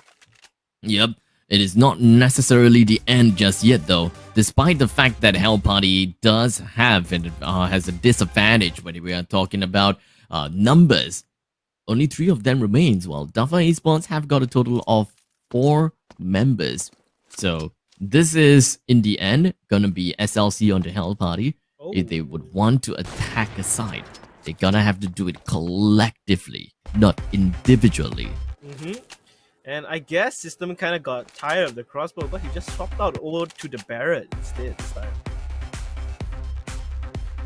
It's gonna take quite some time though. With 1 minute and 40 seconds left on the clock, Hell Party is just gonna be working their way around. Ryder holding his ground, making sure that he doesn't expose himself at this point in time, because that is pretty much the main idea, right? You're gonna have to be safe and sound. You gotta make sure that you do not get seen by the opponents while you can see them. But SSO, it seems like he have information right behind the counter. Waiting for the perfect opportunity for him to just swing right out. Will he be able to get a kill down? Yes, he will. Takes 1 to his name. And that is a total of 3 kills to him right now. Left with Boya. He's going to be hiding himself within the backside of the smokes. He gets 1.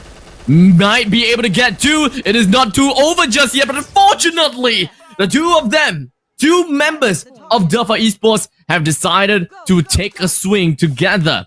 And that is going to throw Boya completely right off. Yeah, we're gonna head towards match point for Dafa Esports. Can Hell Party recompose himself and bring this back? This is a very interesting angle coming in from System here, but he is obviously very exposed now. Look at that. You can clearly see where System is at. But there will be the smoke coming towards middle. Ryder playing super aggressive, up close and personal, I guess. It will take some time. Oh, lobby. Oh, grenade right onto lobby. Isora, he's hopped around. He showed Yoda that he is just right around lobby, but unfortunately, Nine Noise decides to go for a wide peek onto Yoda, successfully gaining them a total of 3 kills to their name, leaving Hell Party with 2. And this could be the very game that we will be able to see a nice close fight, because yesterday's grand finals was pretty anticlimactic. It was literally a one-sided sweep. So it is great to see that the Thailand qualifiers is so close. This is gonna be very tight. You think I get it? Very tight. Tight. I mean, can he what? No, right? Okay, I could say it. I wanted to say can he 1v5 this, but Nah. the answer is a big no. It's a big, yeah. It's a very big ask. Not gonna lie, it's a very big ask. But all in all, I would gotta have to say congratulations over to the side of Dafa. They managed to get themselves that 1 win to the name, and definitely not an easy one after all. Especially since that was quite a wouldn't say it's a one-sided affair at all. Hell Party, they did a pretty good job in their first game. Well, when it comes to the second game, Dafa Esports definitely within their home grounds. I'm pretty sure that ECE is their home grounds after all. Yep. And if I have to guess, the next round will be in Dragon's new lair. Okay, another very commonly picked map so far in this Thailand Final. So this is gonna be very interesting. So Abstract, I just got news from production about something. You wanna give it away? You know you wanna give it away. Okay, I guess it is time now for us to release the next CD key of today, which will be appearing down below. Once again, Twilight and I will do the honors. In fact, this time I will do the honors of typing it out for all of you guys, and that is it. CD key is now excuse me, is now officially out. So make sure you guys go ahead and redeem this CD key before stock finishes. Yeah, you know, this is, of course, limited. If you don't get it, I might get it myself. But nah, of course, I'm not gonna get it. This is all for you guys! You wonderful viewers out there. I wish I could get it, but, you know, I mean, guess someone else gotta win that permanent dance, right? Technically you can. But yeah. I mean, it's limited. Yeah.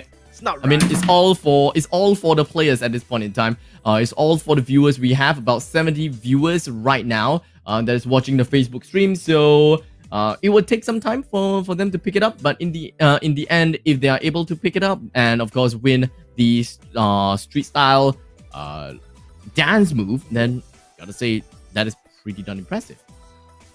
It's kind of tough. Yeah. I want that 4 HP per second and a cool dance move at the same time, okay? But it's for you guys. It's not for me. It's not for Abstract. It's for you guys.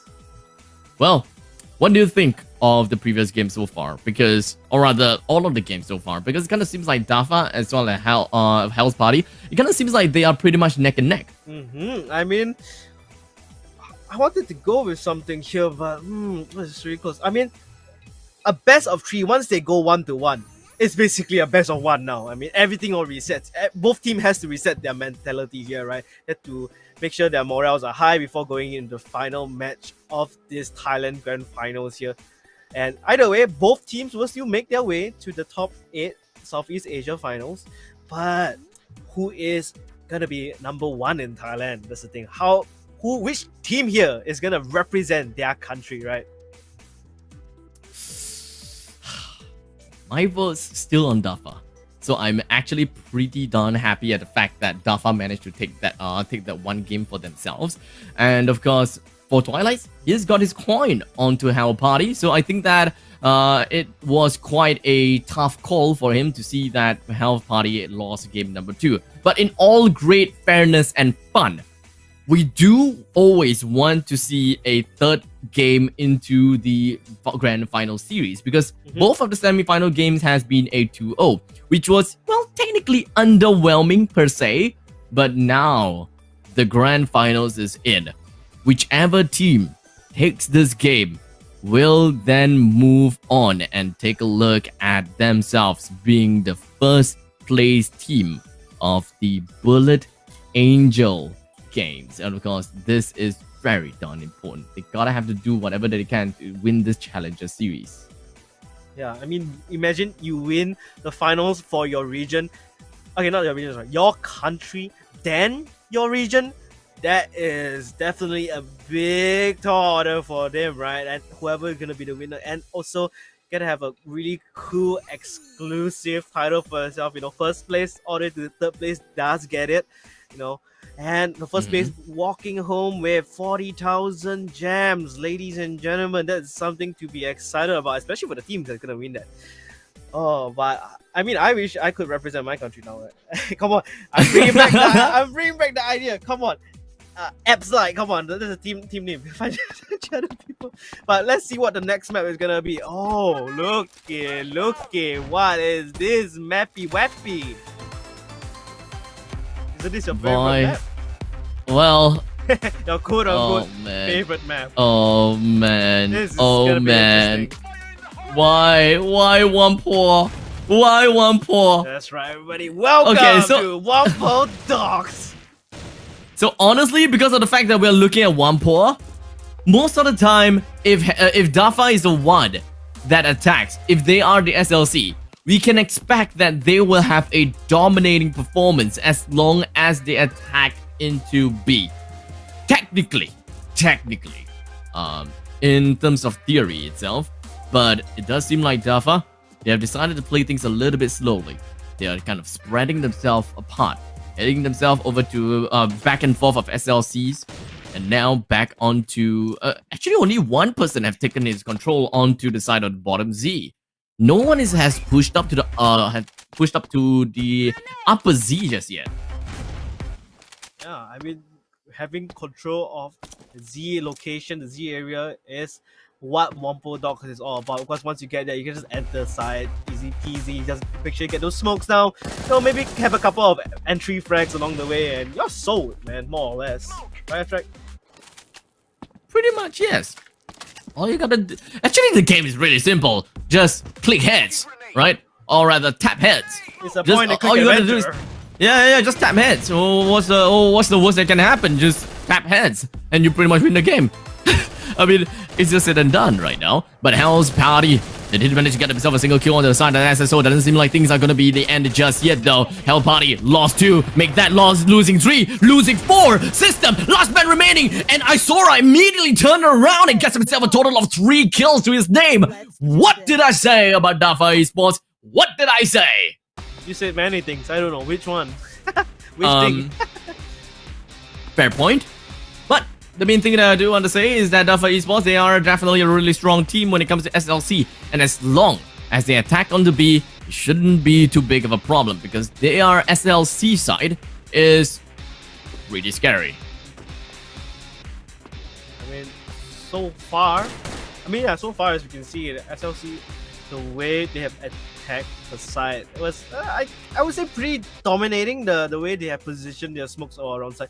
It's more or less free entry. You can see how disorientated Hell Party was, and that really spelled trouble in the end. Yeah, I smell trouble in the air. Unfortunately, the trouble is also the fact that the players will have to reconnect back into the game, so no problems. We can talk a little bit more about what has happened in game number 1, right? Because in the end, when it comes to game number 1, it's really all on the fact that, oh, I realized that I didn't post the CD key just now. I typed it, but I didn't press enter. A bit too, I mean, it's still there. People can still see it, and people can still enter it in for their beautiful CDK code. Yes. Okay, back onto the same topic, right? When it comes to looking at the topic of why Dafa Esports won that round, at first it kind of seems as though they were quite disoriented, right? They were all over the place. We had people around it inside of bottom Z. We have people right around red, warehouse, and even on the patio. Now, it's the same thing. Dafa Esports, one of them is actually going to be anchoring down on the patio, while Yoda takes a nice little headshot right down onto 9 Noise, while he holds himself right onto upper B elbow. Tenzi takes one down onto SSO. Hell Party, Tenzi is back in the game, boys. Tenzi is back. This could possibly mean that Dafa Esports is in for quite some trouble. A lot of trouble indeed, because there's only 49 seconds left on the timer. Dafa Esports, sooner or later, they gotta make a move here. And so far, they are 2 men down. Make that, wow, okay, looks like they have managed to set things equal, but Little with a 2k of his own. A little 2k of his own. Well, can we make it a little 3k very shortly? See System here again on the huge big sniper rifle there, being very scared. A good deterrent, a good trade coming out, and there we go. Right, little managed to at least help his team wipe out the game. I gotta have to say, Little technically got lucky. No, really, Dafa Esports, unfortunately, the 2 members have decided to just line themselves up with the enemies. What they wanted to do is that they wanted to overwhelm the opponents with absolute power and just get the numbers advantage and completely wipe out the opponents. But never did they know that that advantage in terms of having the high ground gives a lineup for when they hopped together. They hopped and intercepted each other's pathing, and that pretty much ends up with Hell's Party win just because of that one little small problem. Yeah, when you have a skewer happening, more or less things will not look pretty in the end, and that's what happened to Dafa Esports right there and then. Imagine losing 2 members right, like with a single bullet or maybe a couple of shots, rather than each team member getting like 3 to 4 shots, tanking up, soaking up all the delicious bullets, right? And because of that, they gotta stagger themselves more, I believe. They've been too close. Like you mentioned, they tried to overwhelm, but they kind of overwhelmed themselves in the end. Speaking of overwhelming, Dafa Esports, they're pretty much trying to overwhelm the entirety of Z. And I've talked about One Poor Dogs before. Yeah. All you gotta do, just go to Z. Don't go anywhere else. Good to see. Just go to Z. But are they doing it? And as for CSG, what you gotta do is just push warehouse. just push warehouse. Dafa gets himself a kill on the 10Z. The coordinated throws of the grenade get themselves a single kill, while System is not gonna let Nine Noise out of that just yet. We do see a nice little control right down onto upper B. Dafa Esports looking pretty well. They completely smoked out the entirety of the elbow and making sure that whoever comes in from heaven wouldn't have a good angle onto bomb side B. And time again, Dafa Esports may have a little bit of tough time, but that 3K from Yoda pretty much swung the game in favor for Hell Party. Yoda yet again the man of the hour, making it when it counts. The impact from this guy is just so much. You just see SSO, I think, kind of having a slight connection issue, kind of walking into the wall here, unfortunately. But overall, I have to say, what Yoda did there was what delivered the biggest impact there, and bringing them, I believe, 1-2. So Hell Party still has a chance here. I'm pretty sure that they have a chance, but the fact that the round was technically forfeited like that because of the reconnections. Well, I would say it is really unfortunate because it was a game of seesaw, right? It's pretty much a rubber band. You pull and you pull and you release, you pull and you release. There's a lot of push and pull within that fight. It was a good fight coming in for the side of Dafa at first. It was great, but after a while, that was when Hell Party decided to come in, get themselves the 3 frag, and they pretty much gotten themselves with a great lead on top of Dafa.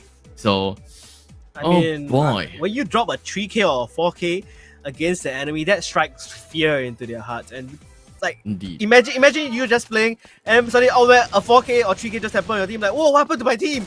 And then you just start losing it completely, right? And just right off the bat, you can see Ken's getting a kill of his own on to 9 Noise here. And this is gonna start off a good round for Hell Party as of now. Working their way through the matches, Hell Party, they have gotten themselves a total of 2 rounds in the game. Dafa Esports with a single round to themselves. So at least Hell Party knows that they have the advantage, especially looking into the side of CSG, which is technically a tougher round, or rather a tougher side to play, I would say. Some of you guys would disagree. Some of you guys would say that, okay, CSG sided, or it is going to be SLC sided. But I would say that this is slightly SLC sided, because all you gotta do is just go to Z. But Dafa Esports have got a different plan in play here. Not exactly my cup of tea, but they have now decided to bump themselves over to A. And that is going to have 3 members left in here. They don't really have a lot of place to play, and thus they can only rely on all of these smoke bombs, which is the one and only condition that you need in order to take A. You need a lot of smokes. You need to cover yourself up. But if you don't have the C4, despite the fact that you have gotten yourself the A side, it is all completely useless. Yeah, I mean, the only plan that Dafa could do now, right? They do have 3 flashes, so they could potentially pop flash for a teammate to make entry on the side. And you can see how Sora and SSO brought down to so low health. They gotta heal up. They gotta emote right now. If not, they're gonna lose another 2, and this could spell disaster. Sora slowly picking up as well while emoting around the corner. You can see the contact is gonna be made against Yoda here. And there we go. OG does get the kill onto Little and goes for the bomb plant this time. Hell Party only leaving 2 members alive now. They have to go for the trades, and it will be a 1-on-2 and make it 0-on-2. And Dafa Esports will equalize things yet again. And now we'll just switch sides.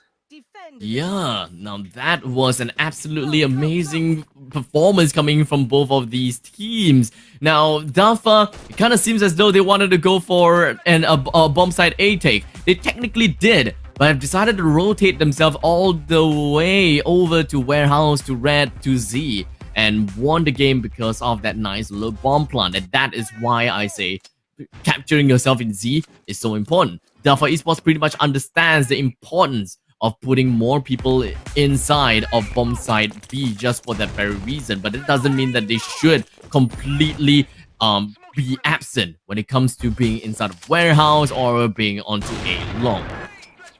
That's true, and they just got like you mentioned, that Z control is so important, and they just need to go for it again and again and again. But this time they're just going for some warehouse control. This time from Hell Party. This is quite interesting. You can see them pushing up towards A long and warehouse. He could go for a pincer maneuver. Riders kind of just stuck around the rig container on site now. And he does have the line of sight. He's gonna try to speed fire this. He gets at least one before getting traded out, but SSO is there as well. But Yoda and Dafa and Arizona will just trade each other out more or less. Now on a 3-on-2 health party. Gotta make this work. Somehow the spray coming from Little does connect in the end. Leaving it 2-on-2. Little needs to recover somehow before pushing right back on this side. System gets Little down to 4 HP. And he's down for the count. 1-on-2. Little has to try his best to clutch this up with as much help as he can. Let's be honest, it's definitely tough for Hell Party right now. Although I say that it is slightly SLC-sided, Dafa Esports definitely know what it takes. But hey, to be fair, Hell Party decided to not take Z control, okay? So that's on them. I myself said that take Z control. Take Z control, go over to B, equals profit. But if you try to go for anywhere else, such as going over to the middle, or you are trying to go for A long, make sure you go there only to take kills. That's all. Go there just to take pot shots, kill someone, and then head over to Z. In the end, Z control is going to be your late game win condition. It's not planting in A, it is not taking mid control, it is not taking A control. Yes, you need someone to watch the back, especially looking right down onto truck from red, but other than that, taking Z control is how you're gonna win. Yeah, of course that the Z control, as you mentioned, so important in the game, and they are gonna do just that. They're gonna try their best to push towards the Z and perhaps take top Z, but there is people on the high ground, but Smoke does block the line of sight of Arizona here. Noise kind of trapped in the corner, gets pre-fired, Tense is aware and alert. There's the kill there, and the teamwork coming in. They're trying to spray now, Arizona barely getting him, and there down he goes finally. Right now on a 2-on-3, Hell's Party gonna make it over. Whoa, Hell's Party is falling like flies again. Ryder 1-on-2 system with the sniper. He has to make the shots count 1 for 1. The bomb is dropped in no man's land right in the middle of the ramp. He does toss the nade out, the smoke. Try to block as much line of sight as possible. OG and Ryder, the two main big boys on the side of Dafa, is still alive. They have the advantage here. They do have the corners. They know where system is at, and they are giving info to one another, and this could be potentially match point. Oh boy, oh boy. 1 versus 2. Hell Party. System, you gotta have to make a play here. If you don't do anything nice right now, if you don't pop off right now, your team is gonna have a big trouble, especially since it is gonna be match point in favor for Dafa Esports. But what is not helping is the fact that he's holding to a M82A1, so he doesn't have the advantage of playing in close quarters combat, while looking at Z, it's all about close range. So honestly, bringing M82A1 here is not exactly the best idea, and I believe that System may have realized that. Yeah, I can just see he's just dancing back and forth, not literally, but he has to sidestep this. He has to take one-on-one fights here, and he knows there's one around the corner. He goes for the shot, but misses. Crossfire. Yeah, the crossfire is just too much for him, and this is match point for Dafa Esports. Hell Party, they need to make this work somehow. Oh man, Dafa Esports, all they gotta do, go for this one to win. I hope that they don't start to get very desperate in their games. But now, Hell Party, they got the control on Z. This is what I'm asking for. This is what I'm asking for. Just take the control in Z. Take the control in Elbow. There we go. C4 planted down. All 4 members from Dafa Esports absolutely destroyed. They have heeded my advice, went for a fast push in Z. And look at this. Dafa Esports have no answer to this at all. And this is why, ladies and gentlemen, in Whampoa Docks is my most hated map because all you need to do is just get the Z control. Oh man, I love how you just ended it like this is why this is my most hated map. Oh man, OG is just gonna dance the timer away because he knows that there is no saving that bomb. Defend the targets. Oh man, do you think Hell's Party can do this one more time or perhaps two more times? I think that they should be able to play aggressive again one more time. Shouldn't be a problem. And if I'm Dafa, I will be expecting that. I will definitely be expecting that. If they would want to take A side, I will gladly give it over to them. Right? Just go for a full man rotate. And that is why I hate Whampoa Docks, because this is the kind of map that allows the CSG to play 5 men in onto a side. But Dafa Esports is not gonna let things run away for Hell Yoda at all. And there we go. That is the series as Dafa Esports manages to hold themselves off at this final game of the Bullet Angel Challenger Series 2 Grand Finals. Not exactly down to the wire, not exactly by the skin of their teeth, but they expected it. They knew that the fast push in Z was happening. They were ready for a full rotate. He's speechless. I'm sad now. It was so close. Hell's Party, it potentially could have had it, but I guess there was some minor chokes towards the end, right? That caused him the mistakes, and the mistakes caused him the loss. Oh, that is just unfortunate. But congratulations to Dafa Esports for being Thailand's best right now. Oh man. Congratulations indeed. And that pretty much means that Dafa Esports will be walking away with 20,000 gems. And of course, Hell Party will be going back home with 12,000 gems as well, which is relatively big, which is very important on that regard as well. But it is not over for them just yet, because they will be moving on for the Southeast Asia Finals, which will be happening this weekend. And what time are they gonna be playing? They will start their games from 11 o'clock. Which game are we going to be watching? I am not too sure. But it is going to be happening from 11 o'clock all the way until 6 o'clock UTC plus 7. So make sure you crank that time zone properly, and make sure you come in right in the nick of time so that you don't miss anything. And speaking of not missing anything, we'll make sure that you don't miss any of the CD keys as well, which is gonna be down below. So make sure you copy that CD key that I have already posted on the Facebook chat, and just put it all away. I hope that you guys get your street dance, the street dance, what's it called? Street power, yes, street power dance. Permanent one. So that is at least gonna be one of the most important things. So go ahead, go and redeem that, and I wish you all the best. I wish you all the best as well. I mean, I would power street dance right now if Hell Party won. If they won, I would it's right here in my room, right in the middle. Can you though? You can? Just a little. It's an air flare though. Okay, probably not. Wait, no, it's not an air flare. It's a flare. It's just a flare. It's a flare. Now would probably break my hands. I would like that. Then I would like kick my arm. Like, whoa! Please don't try it. Please don't try. I tried. It hurts. Don't try this at home, kids. Yeah. In fact, I couldn't even do the windmill. I tried. Yeah, windmill is tough. Yeah, I mean, imagine flare and then imagine air flare. Ooh. Yeah. So don't try this at home, but try it outside. Try it at your friend's house. Try at your friend's house. Always works, so that your friend can always catch you. Or right. You can always just crash into his expensive Lego figurines, right? Oh man, so I can't wait. Somehow I feel it. You feel it? I just also can't I can't wait to see these two teams fight against each other yet again. A rematch, especially like Indonesians to go against one another.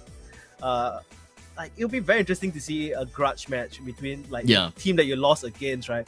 And in the But we'll top, probably it's only see that in the semi-finals, the bronze, or even at the grand finals. So I don't think that we'll be able to see that in the quarterfinals because it will be shuffled. That's true. That that's would true. be, yeah. Can you imagine how unfortunate it would be if Indonesia fight against Indonesia and then the rest of the quarterfinals is just like mix and match, and they'll be like, what? What happened? There could be a team, well, there could be a region that couldn't even make their way through, but thanks to the fact that Indonesia versus Indonesia, there will definitely be one Indonesia team that hits on. For sure. So, yeah, so it will definitely be shuffled nicely, but we will be looking at that only on Saturday. So let's not get ahead of ourselves, because we still have 2 more days to go when it comes to the regional finals. Not regional finals, but the region, the national finals. finals, I guess. Within the region kind of finals, because Malaysia will be up next, which will be happening tomorrow at UTC +7, and that is going to be the same schedule, same format. We'll be looking at semifinals 1, semifinals 2, and then the grand finals, which will be casted by yours truly, the 2 of us. So make sure you guys stick around to watch what is happening tomorrow, what will happen tomorrow, and of course there is going to be CD keys dropped tomorrow as well. So if you haven't got yourself your Street Power dance just yet, make sure you come back again tomorrow for the Malaysia finals, and of course cheer for the Malaysia teams. Let's go. Before we go off, Twilight, do you have any last words to say? Oh, I gotta say thank you so much to the Bullet Angel team and the production for making this all happen. I am also just excited for the Malaysian finals tomorrow, and I'll be glad to casting it. I'll be casting it with you, Abstract, and oh man, same place, same time, same faces tomorrow. Just remember that. Yep. And with that all said and done, my name is Abstract. You can find me at @suchabstract on Facebook, Instagram, and Twitter. And of course, Twilights. I believe Twilights with 3 S, with the sparks, the 2 S with 2 S. On Facebook, no Facebook, Instagram, right? Facebook will be. Facebook is a complicated story.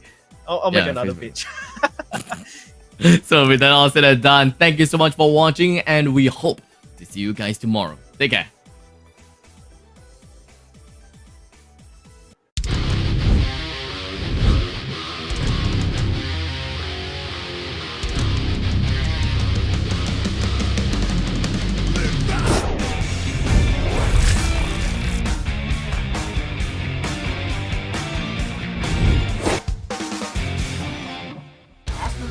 He's going to take down 1, he's going to take down 2! Oh no, he's going to miss his shot here, but 1 more shot down, spacing here, and gets a double kill as well. But then he falls down. Tiger, 1 versus 3, very difficult situation. He's going to get sandwiched down by Denver, Holy, and Wolf.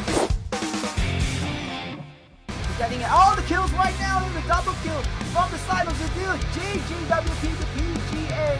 Looking at angles, takes down Wolf, and that will be the 3rd point from the side. Defending side, or the blue side, and already first blood coming in, and a follow-up kill coming in for 4 members here. Woohoo! 9 kills, 3 deaths, and 1 stab. He can out-send the Rosenta, trading off here again in long A. Take a look onto the opponents of the X-Blockers. Trita and Zenta takes down the kills on a couple of trading kills already, but then the strengthening numbers in X-Blocker, leading on the MRX and Ramboy left alive, but what with the triple kills? MRX takes down Senzo. We got MRX with a double kill as well right here. Holding on to ground with the triple kills. Oh my goodness, strong loser. MRX is on fire with Tom with a double kill as well. Dude, this guy is just a beast. Going in already with the first blood. Oh, he's just pushing in like a boss right now. With double kill onto Airboy and Senzo. What a play.